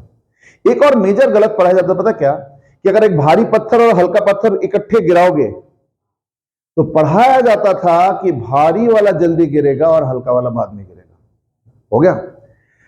अब जब उन्होंने चेक करके बहुत सारे एक्सपेरिमेंट्स किए, उन्होंने देखा ऐसे कुछ नहीं है, दोनों इकट्ठे गिरता है। तो उनको लगा ऐसे तो बहुत सारी गलतियां हैं। तो अब उन्होंने प्लान किया, फिर एक काम करते हैं, ये गलतियों के बारे में मुझे जो है समाज को बताना चाहिए, तो दैट सच्चाई तो पता हो। तो उन्होंने क्या किया, घर घर जाके दोस्तों को, कहीं गेट टुगेदर जहां मौका मिलते थे उन्होंने बताना शुरू किया। पर ऐसे क्या हो गया, अब ये जो चर्च के फादर्स थे एंड अदर बॉडीज थे, वो तो खतरे में आ गए। क्योंकि एक चीज बताओ, मान लो कोई तुमको आके पढ़ाने आया और मान लो 5 चीजें गलत बता के चले गए, तो ऑब्वियसली डिसरेस्पेक्ट से तो क्रिएट होता ही है। अब वही फादर पता चला शाम को जो है, वही टीचर शाम को जो है प्रेयर भी करा रहा है, तो एक डिसरेस्पेक्ट वहां पे भी आएगा कि शायद प्रेयर वेयर भी गलत ही पढ़ाते होंगे, शायद प्रेयर भी ढंग से नहीं आता होगा उसको। तो अब देखो, जब चर्च में जाते हैं तो जैसे फादर से लोग मिलते हैं तो देखना एकदम बो डाउन करके रेस्पेक्ट दिखाना एंड सो ऑन। पर जब रिस्पेक्ट अंदर से नहीं आ रहा है तो देखना कहीं ना कहीं और ऐसे ही प्रेयर कराता होगा, झूठ मूठ ऐसे ही होता होगा। तो नेचुरली क्या ना, they started feeling very threatened, और उन्होंने गैलीलियो के अगेंस्ट जो है शुरू कर दिया वो करना। लेकिन गैलीलियो भी कम नहीं थे, तो उन्होंने क्या किया, एक बड़ा फेमस एक्सपेरिमेंट है लीनिंग टावर ऑफ पीसा। पीसा जिस शहर में वो बिलोंग करते थे उसके बगल में एक टावर है, और वो लीनिंग टावर ऑफ पीसा इसलिए फेमस है क्योंकि वो ऐसे करके टिल्टेड है। इनफैक्ट एक जमाने में तो प्रेडिक्टेड था कि लीनिंग टावर ऑफ पीसा कभी गिर जाएंगे। क्यों? क्योंकि अनफॉर्चुनेटली जिस जगह पे वो बनाया गया था ना, उसके एक तरफ पत्थर और एक तरफ मिट्टी है, तो पत्थर वाला तो कभी बैठता नहीं है, पर मिट्टी तो जैसे गीला होता है जो भी है, तो इस चक्कर में एक तरफ टिल्टेड होने लगा। फिर साइंटिस्टों ने क्या किया, यहाँ पे डिग आउट करके सारी मिट्टी को हटा के धीरे धीरे एकदम से हटा दो तो गिर जाएगा, तो धीरे धीरे थोड़ा सा हटाया, पत्थर से रिप्लेस किया, थोड़ा और हटाया, पत्थर से रिप्लेस किया। तो अब इन्होंने इधर भी पत्थर लगा दिया नीचे, इसलिए तब से लीनिंग टावर ऑफ पीसा लीन करके वहीं खड़ा। अदरवाइज वो धीरे धीरे ना हर 2 साल में 3 साल में थोड़ा थोड़ा कर लीन कर रहा था। It was predicted that it will fall on some days, but then उसको रोक दिया गया। तो आज के दिन में एक बहुत बड़ा टूरिस्ट अट्रैक्शन है। दूर से देखोगे ना, सारे बिल्डिंग ऐसे सीधे है, और वो एक टावर ऐसे है, और एकदम डिस्टिंक्टली, और पिक्चर देख सकते हो नेट पे भी। अब क्या हुआ, वहां से उन्होंने क्या किया, आसपास के गांव और जो भी मोहल्ले वाले थे वहां पे अनाउंसमेंट किया कि आज शाम को मैं जो है आपको बहुत ही इंटरेस्टिंग चीजें दिखाने वाला हूं, सब इकट्ठे हो जाना। अच्छा, तब तक उनके फैन फॉलोइंग थोड़ा बहुत हो ही गया था, तो उन्होंने जब इकट्ठे करने के लिए बोला तो लोग आ गए। अच्छा, शाम को वैसे भी लोग वेले ही थे, क्या करते थे, सुबह एग्रीकल्चर और ये सब दुकानदारी जो भी है, थोड़ा दफ्तरी काम, शाम को फ्री है। तो जैसे उन्होंने अनाउंस किया कि मैं कुछ अजूबा चीजें दिखाने वाला हूं, तो सब इकट्ठे हो गए। तो हजारों लोग इकट्ठे हो गए ठीक पीसा, जो लीनिंग टावर पीसा उसके नीचे। अब वो ऊपर चढ़े, फिर पूछने लगा, बताने लगा, कम्युनिकेशन करने लगा, पूछने लगा कि देखो तुम लोगों को बताया गया ना, जितने लोग भी बचपन में स्कूल में पढ़े हो या जो भी व्हाटएवर, कि अगर 2 पत्थर हम लेंगे तो कौन पहले गिरेगा। तो कईयों को याद था, तुरंत बोलते अरे तो हमें पता है भारी वाला पत्थर गिरेगा, पक्का देख लो। हाँ मालूम है, हमें याद है। और जो थोड़ा फ्रेश पढ़ाई किए तो उन्होंने बोला हाँ बिल्कुल यकीन है, तो 2 महीने पहले पढ़ा गया, हमें याद है अच्छे से। तो सब लोगों ने यही बोला, जिनको याद नहीं था वो चुपचाप सुनता रह गया, नहीं हमें याद नहीं, हम तो कब पढ़े थे पता नहीं 20 साल पहले। लेकिन सबने यही बोला कि भारी वाला पहले और ये वाला बाद में। चलो ठीक है, उन्होंने बोला देखो हमारे हाथ में 2 पत्थर है। हाँ, वो ऊपर से वो एड्रेस कर रहे थे लोगों को, देखो मेरे हाथ में 2 पत्थर है, एक भारी एक हल्का, अब मैं गिरा रहा हूं, सब ध्यान से देखो। गिराया, देखा कि एकदम इकट्ठे गिरे, एकदम सबके सामने हो रहा है एक्सपेरिमेंट। तो जो लोग फ्रेश पढ़े थे या इवन पहले भी पढ़े थे और याद था, वो तो झटके में आ गए, ये क्या हो गया, हमें तो कुछ और बताया गया। लेकिन देखो बिलीफ सिस्टम कितना स्ट्रांग होता है। लोगों ने गैलीलियो पे विश्वास नहीं किए, उन्होंने बोला ना ना ना कुछ गड़बड़ है, मुझे लगता है तुमने शायद पत्थर में कुछ जादू किया हो। यानी देखो गैलीलियो सच्चाई दिखा रहे हैं लेकिन मानने के लिए तैयार नहीं हो रहे जो लोग जल्दी से, जबकि उनका तब तक फैन फॉलोइंग ठीक ठाक हो गया था। लोगों ने उसको चेक करने के लिए दूर दूर चले गए कि नहीं नहीं हम अपने पत्थर से चेक करेंगे, और आसपास के पत्थर नहीं लेंगे, पता नहीं कहीं जादू टोना ना कर रखे हो। अब देखो कैसे मतलब ट्रीटमेंट हुआ उनका। बोला कोई बात नहीं, आप जहां मर्जी से पत्थर लेके आओ और खुद चेक कर लो, मुझे बताने की जरूरत नहीं है, खुद चेक कर लो। तो काफी लोगों ने दूर दूर तक चले गए, पत्थर होता है, सब टाइम पास होता है, मतलब फ्री बैठे रहते थे, तो सब पत्थर लेके आए, सब एक एक करके ऊपर चढ़े, गिरा रहे हैं गिरा रहे हैं गिरा रहे हैं गिरा रहे हैं, हर एक का रिजल्ट एक ही है, हमेशा दोनों इकट्ठे गिर रहा है। I am sure by that evening काफी हजार लोग जब घर जा रहे होंगे, हम तो विजुलाइज कर रहा हूं, तो 400 साल पहले की बात है तो हमें पता थोड़ी कि क्या हो रहा था। I am sure lot of people must have thought like this, ये तो इसके मतलब हमें बचपन में बेवकूफ बनाया जाता था, हमें तो ये पढ़ाया गया और हम लोग बड़े रेस्पेक्टफुली इस चीज को पढ़ा। हाँ तो होता ही है। देखो जो भी चीजें तुमको इलॉजिकली बताया जा रहा है वो एक्चुअली एक तरीके से बेवकूफ बनाया जा रहा है कह सकते हो, बट आज के दिन में फिर भी वो बेवकूफ बनाने वाला पॉइंट शायद उतना वैलिड नहीं है। रीजन इज दैट, जैसे मैं अगर तुमको बोलूंगा कि एटम के अंदर न्यूक्लियस है और इलेक्ट्रॉन्स है, मैं दिखा तो नहीं रहा हूं, और तुम विश्वास कर रहे हो सकता है तुम बोलो जो भी है, हो सकता है तुम बोलोगे तो हमें आप बेवकूफ बना रहे हो, अब हमें दिखा नहीं रहे और हमें बोल रहे हो कि विश्वास करो। लेकिन क्या है ना कि मैं बेशक नहीं दिखा पा रहा हूं क्योंकि हमारे पास लिमिटेशन है, हमारे पास इंस्ट्रूमेंट नहीं है, वो इंस्ट्रूमेंट करोड़ों का आता है तो हम कहां से दिखा देंगे। लेकिन अगर मान लो तुम लोगों के परिवार में से अगर कोई साइंटिस्ट है या कोई भी है, और अगर मान लो उनके पास कोई लैब में जाते होंगे, तो उनको अगर बोलोगे तो जरूर तुमको लैब में जाके सारा कुछ इलेक्ट्रॉन माइक्रोस्कोप वगैरह से वो दिखा सकते हैं सब कुछ जो तुम पढ़ रहे हो। हाँ जो भी है, मतलब पॉइंट वो नहीं है, पॉइंट इज दैट ठीक है, मैं बिल्कुल सही एग्री कर रहा हूं तुम्हारे पॉइंट पे कि आप भी तो हमें नहीं दिखाते हो हर चीज, है ना, बिल्कुल बात सही है। लेकिन मैं ये भी बोलूंगा इज दैट मैं नहीं दिखा पा रहा हूं, लेकिन कोई ना कोई दिखा सकता है, और तुमको सही जगह पे जाना पड़ेगा। जैसे क्लास 12th में एक साइक्लोट्रॉन करके चीज है, साइक्लोट्रॉन इंडिया में बहुत कम है, दिल्ली में एक है। तो लास्ट ईयर मैं बच्चों को ले गया था साइक्लोट्रॉन की विजिट के लिए, पेड विजिट था वैसे इंटरेस्टिंगली, इस बार भी ले जाऊंगा, देखता हूं, लेकिन वो बड़े लिमिटेड जाने देते हैं सिर्फ। हाँ मेडिकल हर बैच में से 1 या 2 बच्चे जाते हैं, वो पेड होता है एक्चुअली। उसमें क्या होता है ना, वो करीब 50-60 स्कूल से आते हैं, उनका जो एनुअल सेमिनार होता है उसमें 50-60 स्कूल से आते हैं, और एक स्कूल से मैक्सिमम 5, 6, 7, फिर भी मैं उसको जनरली थोड़ा कह के बढ़ा देता हूँ, जनरली 8-10 तक कर लेता हूँ, तो 1-1, 2-2 बच्चे हर बैच से जाते हैं। तो ले जाऊंगा अभी दिसंबर में या शायद जनवरी में है उनका, जनवरी में शायद, वो अलग चीज, वो शायद तुम लोग हाँ नहीं वो चीज नहीं है, वो अलग चीज बोलूंगा। अब पूरा सुन लो बस ना let's finish the story quickly, ठीक है ना। तो अब जब ऐसे हुआ तो चर्च के तरफ से एक डिक्री आया कि ये जो इंसान है ना, ये सबके भगवान के खिलाफ बातें करता है, तो he was declared a heretic. Heretic मतलब होता है जिनको सजा दिया जाता है, और क्योंकि वो भगवान वगैरह के खिलाफ बातें करता है तो उसको हेरेटिक डिक्लेयर करके सजा मिलता है। उनका सजा जेल हो गया। लेकिन जब जेल हुआ तो लोग प्रोटेस्ट करने लगे कि ये क्या तरीका है, ये तो सही बताता है, आप लोगों का गलत चीजें पॉइंट आउट करता है, आप इसको कैसे जेल में डाल सकते हो। तो लोग प्रोटेस्ट करने लगे, तो ये भी डर गए, उनको लगा यार कहीं हमें ही ना मार दे इधर उधर सड़क में। तो क्या गया, उसको जेल से तो रिहा कर दिया गया, पर घर में लॉक कर दिया गया।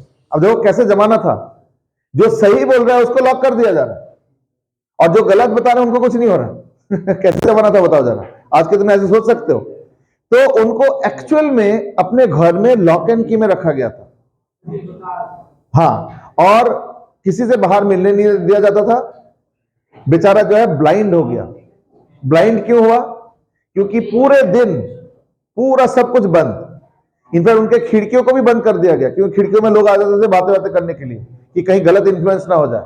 तो सारे खिड़की दीवार सब कुछ चिनाई कर दिया गया, छोटा मोटा एक वेंटिलेटर रख दिया गया कि कहीं मरी ना जाए अंदर बैठ के। तो तो एक वेंटिलेटर रखा गया है, उसमें बड़े से छोटा सा मतलब सो दैट उसमें कुछ, और पूरा 24 घंटा बताओ अंधेरे में बैठा हुआ है।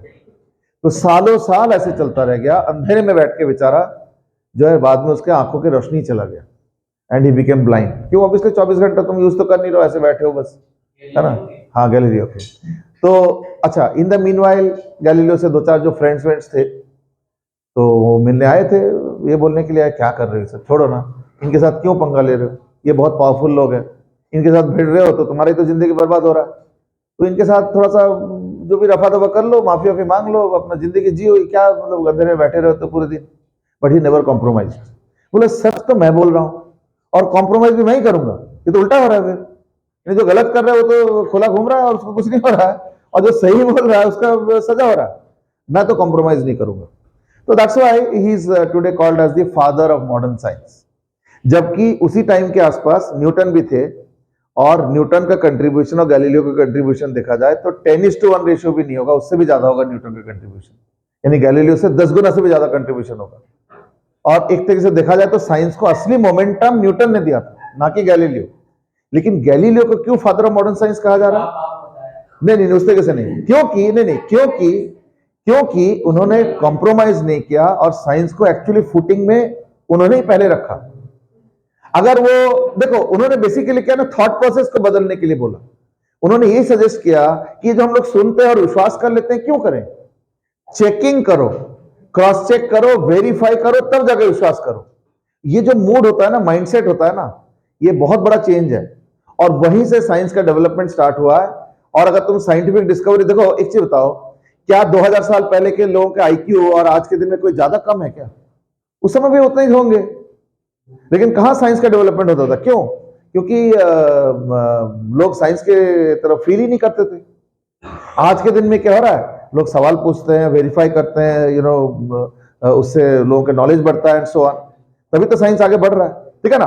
तो दैट्स व्हाई साइंस के फादर जो है गैलीलियो को ही बोला जाता है।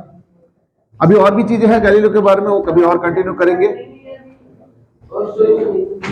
बस अब स्टोरी खत्म, अब स्टोरी का पार्ट 2 कुछ भी वाह वाह,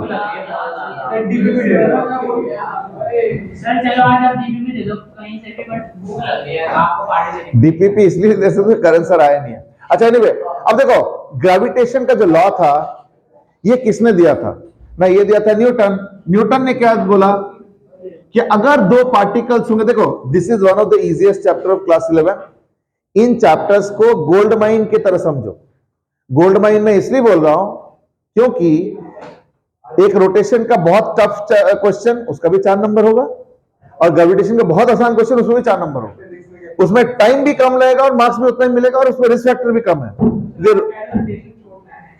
अरे बाबा नहीं, रोटेशन के जो है ना 2 टॉपिक जो है बहुत आसान है, एक है एनर्जी और एक है मोमेंट ऑफ इनर्शिया, और उसमें जनरली हर साल क्वेश्चन आता है। इसलिए मैं खुद ही एग्री कर रहा हूं कि चैप्टर थोड़ा टफ है, मना नहीं कर रहा हूं, लेकिन अगर इन दोनों टॉपिक को देखोगे तो एटलीस्ट उससे तो क्वेश्चंस कर ही सकते हो ना। तो इसलिए ऐसे नहीं कि छोड़ के जाना है। हाँ, अरे कुछ नहीं, ज्यादा कम हुआ है, ठीक है ना।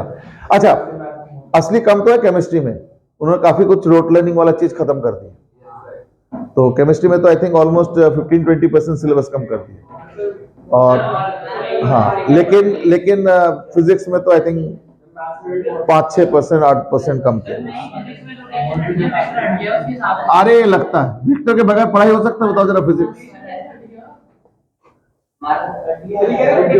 अरे कुछ नहीं आता है। अच्छा, फॉरगेट अबाउट इट, हर्षिता रहने दो, बस हो गया। न्यूटन्स लॉ ऑफ ग्रेविटेशन क्या है ना, 2 पार्टिकल्स के बीच में जो अट्रैक्टिव फोर्स होता है उसका वैल्यू कितना होगा ना, Gm1m2/r²। अच्छा, ये चीज जो है ना कोई नया फॉर्मूला नहीं है, ये फॉर्मूला तुम लोगों ने ऑलरेडी कर रखा है, इसलिए we can go through it very quickly. Capital G का वैल्यू मैं नहीं बताऊंगा, तुम लोग बताओ। हाँ, न्यूटन। ओके, अब देखो, अगर मान लो जी का यूनिट चाहिए तो क्या होगा ना, न्यूटन तो इधर है, ये मीटर स्क्वायर ऊपर चला गया, और केजी स्क्वायर नीचे आ गया, इसलिए हो जाएगा न्यूटन पर केजी स्क्वायर, ये हो गया इसका यूनिट। हाँ हाँ, एक मिनट रुक जाओ। और इसका डायमेंशन क्या होगा? तो न्यूटन का क्या, M L T minus two, M square मतलब M to the power two, sorry L to the power two, और ये हो गया M to the power minus to.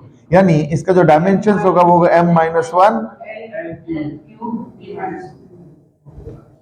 T minus to.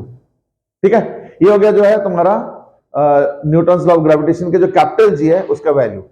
Capital G is called as the universal gravitational constant. Universal क्यों बोला जाता है? हर जगह वैलिड है। क्योंकि ये हर जगह वैलिड है और कभी नहीं बदल सकता है, तो इट कैन नेवर चेंज, यानी it is called as, that is why universal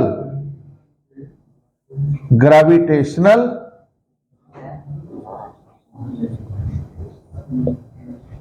constant. देखो एक चीज तो है कि अगर मान लो डीपीपी से इतने क्वेश्चंस कॉमन आए थे तो आई थिंक डीपीपी तो थोड़ा सीरियसली ले लेना चाहिए।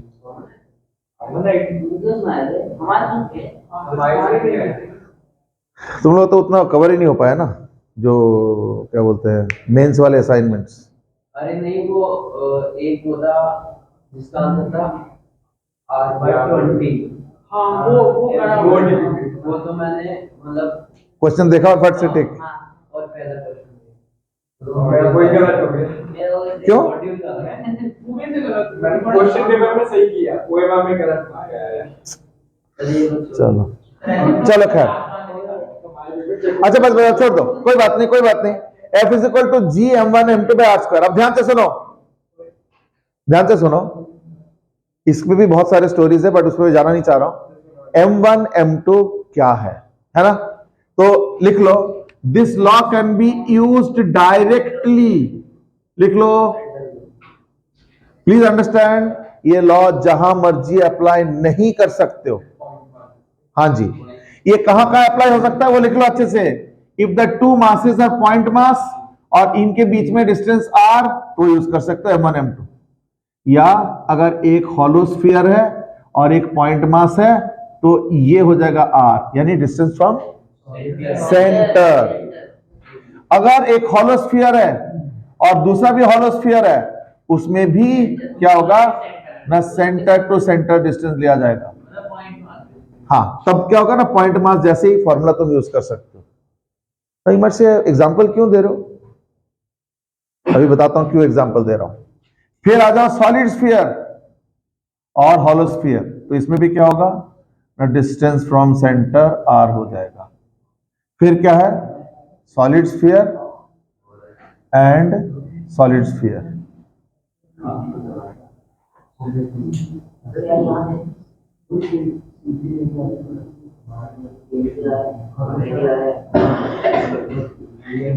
और क्या बच गया? 1 2 3 4 5, एक रह गया। कौन सा रह गया? हाँ, solid sphere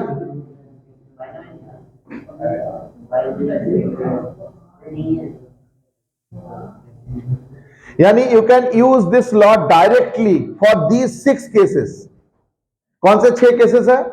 point mass hollow sphere point mass, hollow sphere solid sphere hollow sphere, solid sphere solid sphere point मास।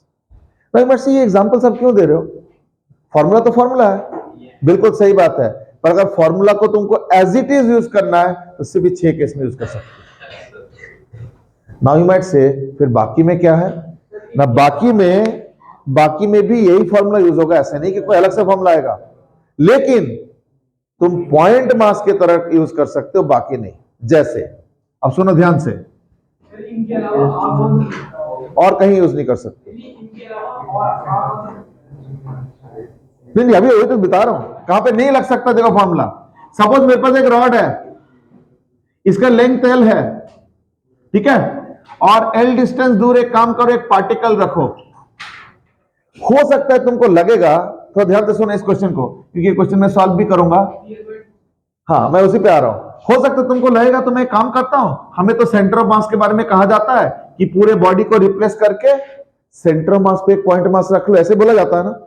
तो कायदे से मुझे क्या करना चाहिए, रॉड को हटा दो और यहां पे एक पॉइंट मास रख लो। तो लेट अस से ये कैपिटल M है और ये स्मॉल m है। तो जरा देखो, हम हो सकता है बोलेंगे कि रॉड को हटाओ और रॉड को हटा के एक पॉइंट मास रख दो मिड पॉइंट पे, ये होता है ना सेंटर मास। तो इन दैट केस फोर्स क्या आना चाहिए, G capital M small m upon 3l/2। क्यों भाई? देखो यहां से यहां तक l है और ये l/2 है, तो पॉइंट मास से रॉड के सेंटर का डिस्टेंस क्या हुआ? 3l/2 हुआ ना, तो अपॉन 3l/2 होल स्क्वायर। पास वाले पॉइंट पे ज्यादा लगेगा। नहीं रुको रुको, ये गलत आंसर है। सर वो पता है वहां पे माइनस हो गई, ऐसे डिस्ट्रीब्यूट नहीं करता। नो वो छोड़ दो, माइनस माइनस की बात नहीं कर रहा हूं, मैं कह रहा हूं ये गलत हो गया। नहीं मास्टर, अभी आपने इतना मेहनत से लिखा, भी गलत करा के काट क्यों दिया? क्योंकि मैं यही दिखाने वाला था कि अगर तुमको सीधे से ग्रेविटेशन लॉ लगाना है तो सिर्फ ये 6 केस में लगा सकते हो। यहां तो हमने सीधे ही लॉ लगा दिया ना, नहीं कर पाओगे। से अच्छे इसका क्वेश्चन ही सॉल्व नहीं होगा, सॉल्व होगा पर उसके लिए मुझे इंटीग्रेशन करके आंसर निकालना पड़ेगा, और इंटीग्रेशन का रिजल्ट सेंटर ऑफ मास से नहीं चलेगा। ध्यान रखना, ग्रेविटेशन लॉ कहां लिखा है मैंने? अच्छा मिटा दिया, ठीक है ना। ग्रेविटेशन लॉ लिख लो कहीं ना कहीं, कैन नॉट बी अप्लाइड। अरे मैं तो अप्लाइड लिख दिया, लिख दो कैन नॉट बी अप्लाइड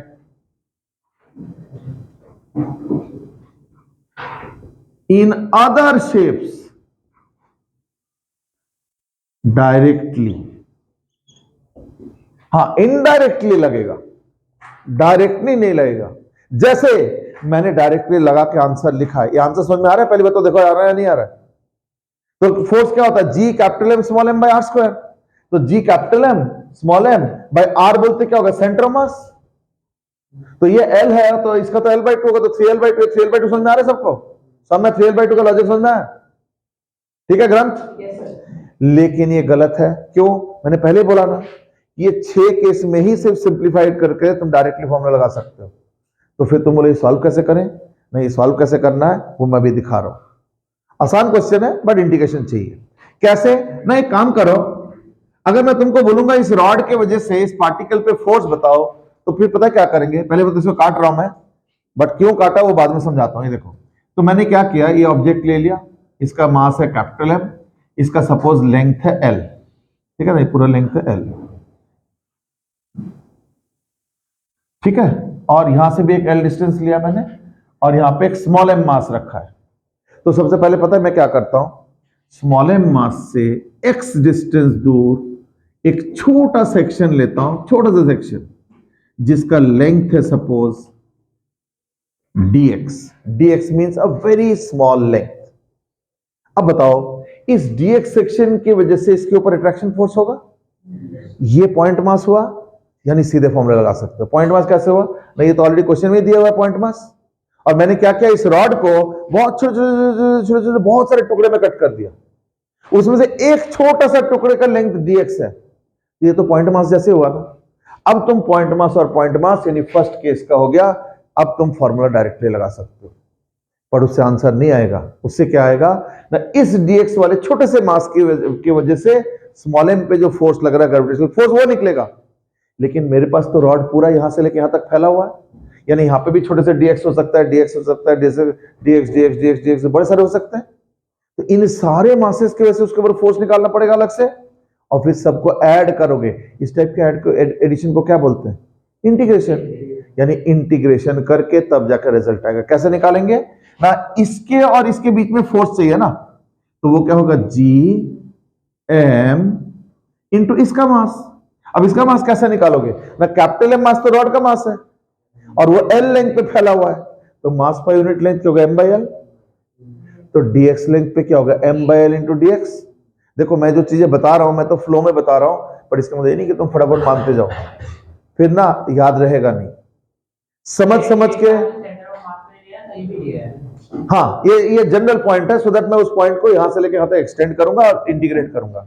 तो G into M into dx वाला मास, ये वाला छोटा सा मास कैसे निकलेगा ना? टोटल मास टोटल लेंथ पे फैला हुआ है, तो dx लेंथ पे जो मास होगा वो तो यही होगा ना, यानी G into small m into इस रॉड के छोटे से हिस्से का मास।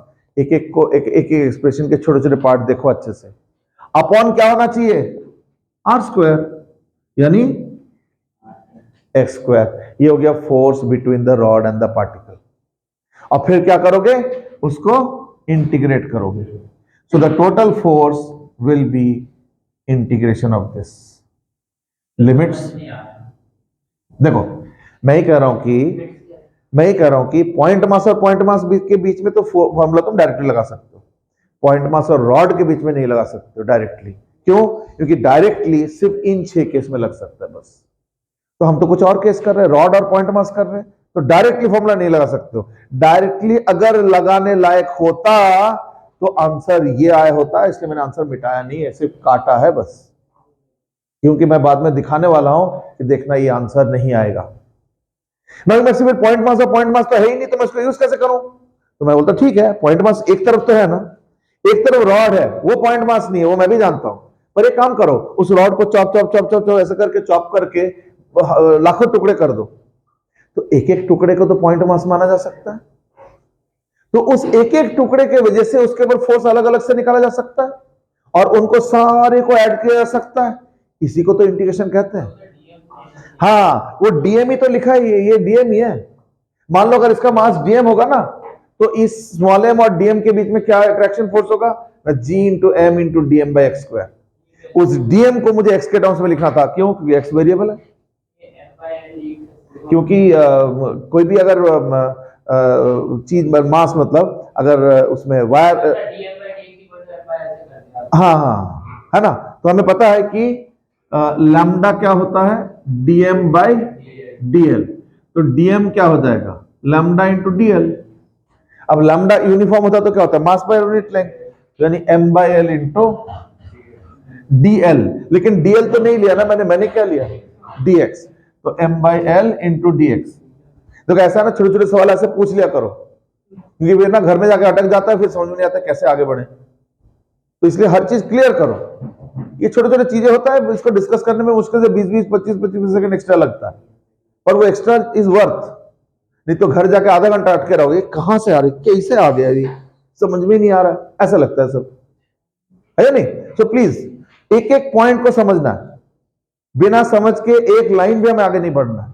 इतना हमें कोई हड़बड़ी नहीं है कि हम 2-4 लाइन स्किप करके जैसे कोई राजा बन जाएंगे, ऐसे कुछ नहीं। हाँ जी बेटे, देखो अगर याद करके देखो, मैंने 3 टाइप के मास डिस्ट्रीब्यूशन बताया हुआ है। सबसे पहला है लैम्डा। लैम्डा क्या होता है? मास पर यूनिट लेंथ। तो मैंने बोला था इसको 2 तरह से लिख सकते हो, अगर यूनिफॉर्म है तो एम बाई एल, और in general DM by DL. हो गया? तो लैम्डा को मैं एम बाई एल लिख सकता हूं, लैम्डा एम बाई एल हो गया, इंटू डीएक्स, डीएल के जगह। ये क्या आया? यह है छोटे से मास। तो छोटे से मास क्या होगा ना? लैम्डा तो होता है डीएम बाई डीएल, तो छोटा सा मास डीएम क्या होगा? Lambda into dl. और लैम्डा क्या है? मास पर यूनिट लेंथ, यानी m by l. M by l, ये देखो। तो इससे आया क्या ना, इस रॉड के अंदर जो छोटा सा टुकड़ा मैंने कट किया, उसका मास आ गया, तो जी m1 m2 by r square. ये हो गया फोर्स। अब एक काम करो, इसके लिमिट्स बताओ, x का वैल्यू कहां स्टार्ट करोगे और x का वैल्यू कहां पे एंड करोगे? l से 2l। क्यों? क्योंकि जो स्टार्टिंग हो रहा है वो एकदम रॉड के इस कॉर्नर पे हो रहा है, where x equal to l figure में गिवन है, और बढ़ते बढ़ते बढ़ते बढ़ते ये l का x का वैल्यू 2l हो जाएगा। तो therefore integration limits is l to 2l। एक काम करो, इसके बाद जो बाहर निकलने वाला है निकाल दो, g capital M small m by l into x to the power minus 2 dx, l से लेके 2l। वो 1 बाई एक्स स्क्वायर था ना, तो एक्स स्क्वायर को ऊपर ले गया, x टू द माइनस 2 हुआ। हाँ बेटे, बस थोड़ा सा भी रुक जाओ। तो x टू द माइनस 2 इसको इंटीग्रेट करो, तो x टू द माइनस 2 का इंटीग्रेशन क्या होगा? हाँ, x टू द माइनस 2 का इंटीग्रेशन क्या होगा?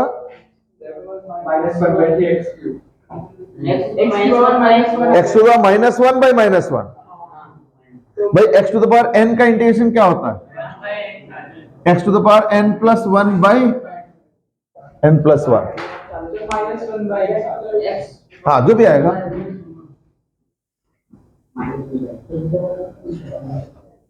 तो कितना हो गया फिर? g capital M small m by l into x to the power minus 2। इसका इंटीग्रेशन क्या होगा? X to the power minus 1 by minus 1। क्यों? क्योंकि x to the power n plus 1 होता है, तो माइनस 2 है यहाँ पे, तो माइनस 2 प्लस 1 हो गया माइनस 1 अपॉन माइनस 1। देख लो अच्छे से, तो इसका जो इंटीग्रेशन आएगा ना, वो आएगा x to the power minus 2 plus 1 by minus 2 plus 1, और लिमिट्स तो हो गया l to 2l equal to, यानी फोर्स इक्वल टू कितना आ रहा है? g capital M small m into x to the minus 2 plus 1 यानी एक्स टू द माइनस 1 यानी 1/x, और ये माइनस है तो एक काम करो बाहर ही माइनस रख लो, चलो 1/x L से लेके 2L तक, तो ये क्या बनेगा minus G capital M small m by L into 1/2L 1/L, तो देखना ये आएगा माइनस 1/2L, और एक बाहर भी माइनस है तो चलो कोई नहीं रहने दो, GMM/L into minus of 1/2L, कैसे वो एलसीएम एलसीएम लेकर देखना ही आएगा, ठीक है, तो माइनस माइनस कैंसिल, यानी इसका असली आंसर होगा GMM/2L²। देखो जरा क्या ये 4/9 आया, अभी तो गलत ही हुआ ना, देखो आंसर एक्चुअल आंसर ही है। नाउ से आपने 2 बार आंसर निकाला, एक बार ये भी निकाला एक बार ये निकाला, मुझे कैसे पता चलेगा कि वो असली है या ये असली है? तो आंसर इज दैट असली तो वो होगा ना जिसमें हमने पॉइंट मास लेके डिटेल एनालिसिस किया। ये तो एक शॉर्टकट मेथड हो गया, ये मानते हुए कि रॉड हो चाहे कोई भी हो सेंटर मास से हटा दो या सेंटर मास से रिप्लेस कर दो, जो कि नहीं होता है। सेंटर मास से रिप्लेस कब कर सकते हो? अगर बॉडी हॉलो या सॉलिड यूनिफॉर्म स्फीयर हुआ तो। इसलिए देखो ग्रेविटेशन लॉ, अब तो मिटा दिया मैंने, ग्रेविटेशन लॉ पॉइंट मास के लिए तो है ही वैलिड, वो बातें नहीं। उसके अलावा point mass hollow sphere, point mass solid sphere, hollow sphere hollow sphere, hollow sphere solid sphere, इन तमाम शेप्स में डायरेक्टली भी वो अलाउ किया जा सकता है। लेकिन रॉड के केस में अगर गलती से मैं सेंटर मास का आइडिया यूज करूं, इन दैट केस देखो ये गलत आ रहा है, और आज जो हमने सॉल्व किया वो अलग आ रहा है। जो स्फीयर वाला होगा उसमें हम डिस्टेंस सेंटर ऑफ मास से लेंगे, सेंटर से, सेंटर ऑफ, हाँ ठीक, वो अलग बात है, स्फीयर का सेंटर बोलो सेंटर ऑफ मास बोलो बाई चांस एक ही है, हाँ तो सेंटर से लेंगे। ग्रेविटेशन चैप्टर में एक सेकंड सुन लो, ग्रेविटेशन चैप्टर में centre of mass related shortcut नहीं है कि सेंटर ऑफ मास से हटा के कर दो एंड ऑल, नहीं चलता है, ध्यान रखना चाहिए। ये इंटीग्रेशन एक काइंड ऑफ वार्म अप था सब में, तो देयरफॉर ये इंटीग्रेशन का जो लिमिट से लेके पूरे एक्सप्रेशन तक अच्छे से देखो, याद रखना ये सब चीजें कल को तुमको खुद करना है। अभी दे रहा हूं ये उधर का मिटाना पड़ेगा ना, तो ये मैं मिटाता हूं, ये तो हो चुका होगा।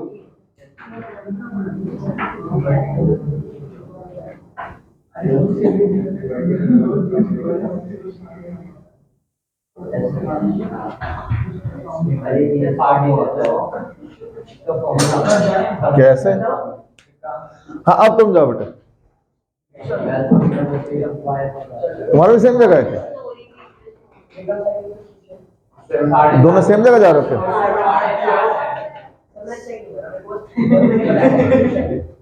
सब 7:30 बजे? अच्छा तुम्हारा तो मैच है, हाँ जाओ, ठीक है। अब देखो इससे क्या हुआ, हाँ एक मिनट, इससे क्या हुआ, एक चीज देख रहे हो, पॉइंट मास और रॉड के बीच में, पॉइंट मास और रॉड के बीच में जो फोर्स है ना, वो आ गया GMM/2L²। हर्षित और फिर तुम लोगों को भी अलग बैठाऊंगा मैं, अब जो भी कर रहा है, अब मुझे पता चल गया किन किन को अलग रखना है। अभी नेक्स्ट टारगेट मेरा हर्षित और पारस और अभय के बीच में कोई एक को लगता है मुझे, अब वो देखूंगा मैं, अभी नहीं हो सकता कि उसके बाद टारगेट यही हो। अभी बोल रहा हूं मैं, मतलब मुझे किसी को भी ऐसे कुछ करने का मजा नहीं आता है, बट फिर मैं मजबूर हो जाता हूं। अच्छा बस एक मिनट रुक जाओ, यानी देख रहे हो सकता है तुम बोलोगे कि हम इसको याद कर लें, बिल्कुल नहीं। क्यों? एक चीज बताओ, हर क्वेश्चन में ऐसे है कि एल लेंथ और एल डिस्टेंस ऐसे थोड़ी आ जाता है, बट एक चीज तुम रियलाइज करो कि कल को अगर मैं तुमको क्वेश्चन दूंगा, ये देखो ध्यान से, सपोज मैं कहता हूं एम मास है, एल लेंथ है, और यहां से 3L लेंथ है, एक पार्टिकल है, उसका भी एम मास है, तो फोर्स क्या होगा मुझे नहीं पता। हाँ एक मिनट, फोर्स क्या आएगा मुझे नहीं पता, वो तो इंटीग्रेशन वगैरह करेंगे, लिमिट्स में चेंज करेंगे, बिल्कुल सही बोल रहे हो, लेकिन ये तो नहीं होगा कम से कम,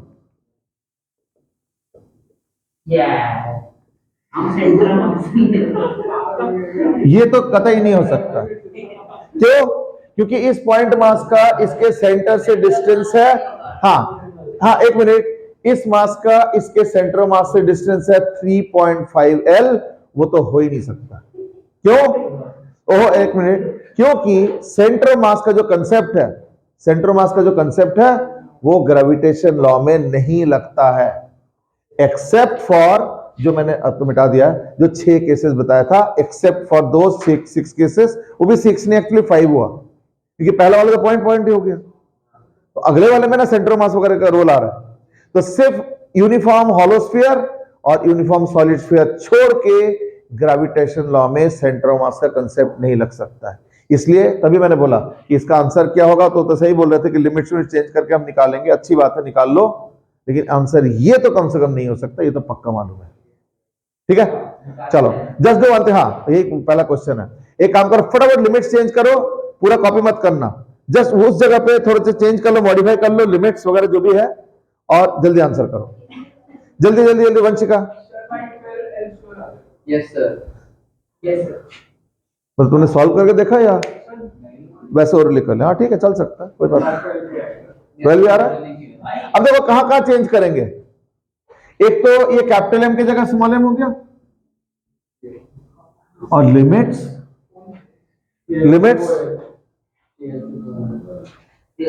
3l से 4l, बिल्कुल सही। क्यों?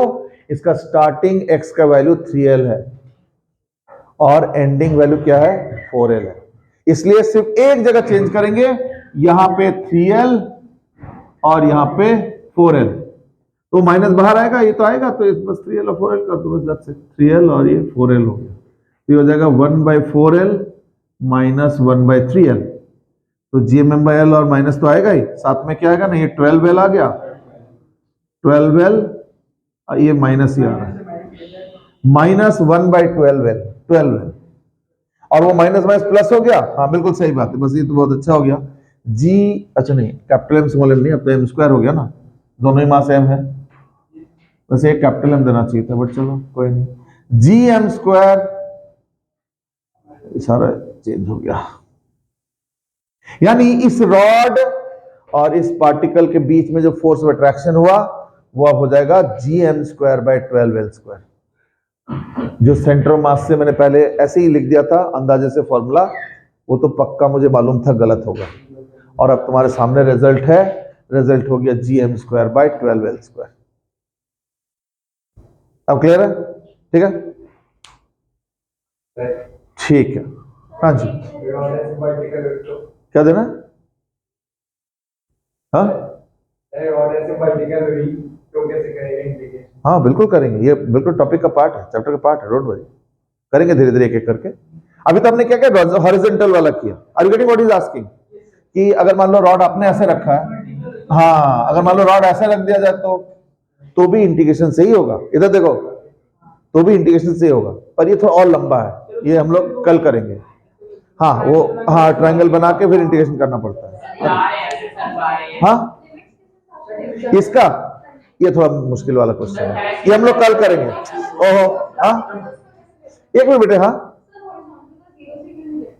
नहीं, बट सुनो, ये सब जो सवाल पूछ रहा नहीं, बड़ा इंपॉर्टेंट सवाल है। पता क्या होता है कि एग्जाम में बैठ कर ना हमें डिसीजन लेना होता है, उस समय अगर तुम्हारा बेस वीक होगा ना तो डिसीजन नहीं ले पाएंगे, कंफ्यूजन सा होगा, डर सा लगेगा। तो अच्छे सुनो, पहले ये थोड़ी देर पहले पूछा होता तुम तो ज्यादा अच्छा रहता, बट चलो कोई नहीं, मैं दोबारा फिगर बना देता हूँ।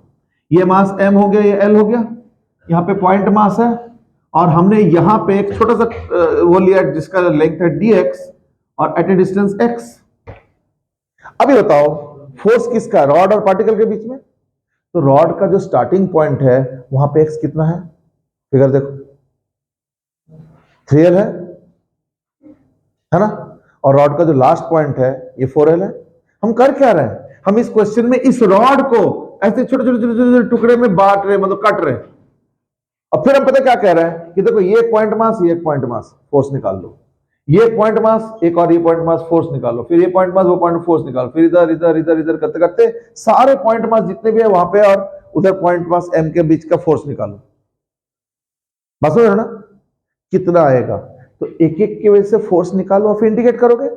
स्टार्ट जहां पे किया है वो तो ये पॉइंट है ना, वहां पे x का वैल्यू क्या 0 है, क्या है 3l है, इसलिए लिमिट 3l से स्टार्ट हो रहा है, और लास्ट जो मास है जिसकी वजह से तुमने ऐड किया यानी इंटीग्रेशन किया, वो लास्ट मास कितना दूर है, तो इसलिए लिमिट 3l और 4l है। अब बात समझ में आ गया? ठीक है, बट यू नो व्हाट, मैं इसको कठिन करना नहीं चाह रहा हूं, बट इसके क्वेश्चन का और एक डीपर जवाब भी है। हाँ, अब सुनो, सपोज मैं कहता हूं एक काम करो, सपोज मैं कहता हूं एक काम करो, ये तो 3L है ही है ना, तो दिया है ना, एक काम करो तुम ना यहां से x ले लो, तो यानी फोर्स क्या हो जाएगा, G इंटू M/L dx, मतलब चलो ये हटा दिया मैंने, ठीक है, तो G into M/L into dx, तो इसका मास होगा ना, dx सेक्शन का मास इंटू m, इसका अपॉन क्या होना चाहिए, आप बता सकते हो लिमिट्स क्या लेना चाहिए? अब 0 से L होगा, जो तुम्हारे दिमाग में चल रहा है अभी। क्यों? क्योंकि अब मैंने x यहां से शुरू किया है और रॉड भी यहीं से शुरू हो रहा है, तो इसलिए x इक्वल टू 0 से स्टार्ट हो रहा है, और एंड कहां पे कर रहा हूं, यहां पे कर रहा हूं, जहां पे x का वैल्यू L होगा। से ये क्या चक्कर है, इस बार L हो गया, पिछले बार तो आपने 4L बोल रहे थे, उस समय मैंने x यहां से लेके यहां तक लिया था, इसलिए लास्ट लिमिट 4L था, और अब तुम चाह रहे हो तो इसको 0 to L करना, पर आंसर तो सेम आएगा, पर ये ज्यादा मुश्किल नहीं लग रहा एक्सप्रेशन, ये कौन करेगा ये हेडेक, इसलिए हमने वहां से x लिया था। उससे क्या होगा, उससे क्या होगा देखना, इंटीग्रेशन का वैल्यू सॉल्व करना ज्यादा आसान रहेगा। चेन रूल तो नहीं होता exactly, but integration by parts करके रूल होता है, जो कि चेन रूल का उल्टा है। सर मतलब हमने इनिशियल पार्टिकल का डिस्टेंस सोचो, छोटे-छोटे पार्ट्स काटे गए रोड के, फाइनल वाले का देखना और फिर उसकी लिमिट्स। हाँ, तो फाइनल डिस्टेंस तुम अगर वहां से लेके सीधा यहां तक x लेते हो, तब तो 3L से 4L, और अगर यहां से यहां तक 3L रहना तो, और यहां से अलग से एक डिस्टेंस मेजर करते हो, तब 0 to L करेंगे, पर वो ज्यादा झंझट वाला है। क्यों? ये डायरेक्ट फॉर्मूला तो है नहीं, इसे कोई डायरेक्ट फॉर्मूला तो नहीं पता ना हमें, ये सब चक्कर पड़ता है, इसलिए x से करो जैसे पहले किया था, वो ज्यादा अच्छा मेथड है। ये गलत मेथड नहीं है, पर ये ज्यादा मुश्किल मेथड है। अब ऐसा ना देखो, जिनके पास मैथ्स है ऑलरेडी, वो रोज मैथ्स कर रहे हैं, उनको ना ये ज्यादा फर्क नहीं पड़ता है, इंटीग्रेशन ये वाला करो या पिछले वाला करो, उनको बस 5-10 सेकंड एक्स्ट्रा लगेगा। पर मान लो तुम मैथ्स नहीं करते हो, तो ऐसे केस में अगर इंटीग्रेशन में पैटर्न बदल जाए ना, तो चलो समझ में नहीं आ रहा कैसे सॉल्व करेंगे, ये चक्कर है, ठीक है ना। बट एनीवे, अभी और डिटेल में डिस्कस नहीं कर रहा हूं, but it's an important question, that is how to understand limits. ये देखना कल जब हम लोग डिस्कस करेंगे, कल यही कंटिन्यू होगा, तो देखना कल भी लिमिट्स और इंटीग्रेशन कई जगह तुमको जो है मिलेगा, ठीक है। चलो ठीक है, तो कल इसको कंटिन्यू करेंगे, फाइन। कल बस थोड़ा सा स्टोरी है, ज्यादा नहीं है।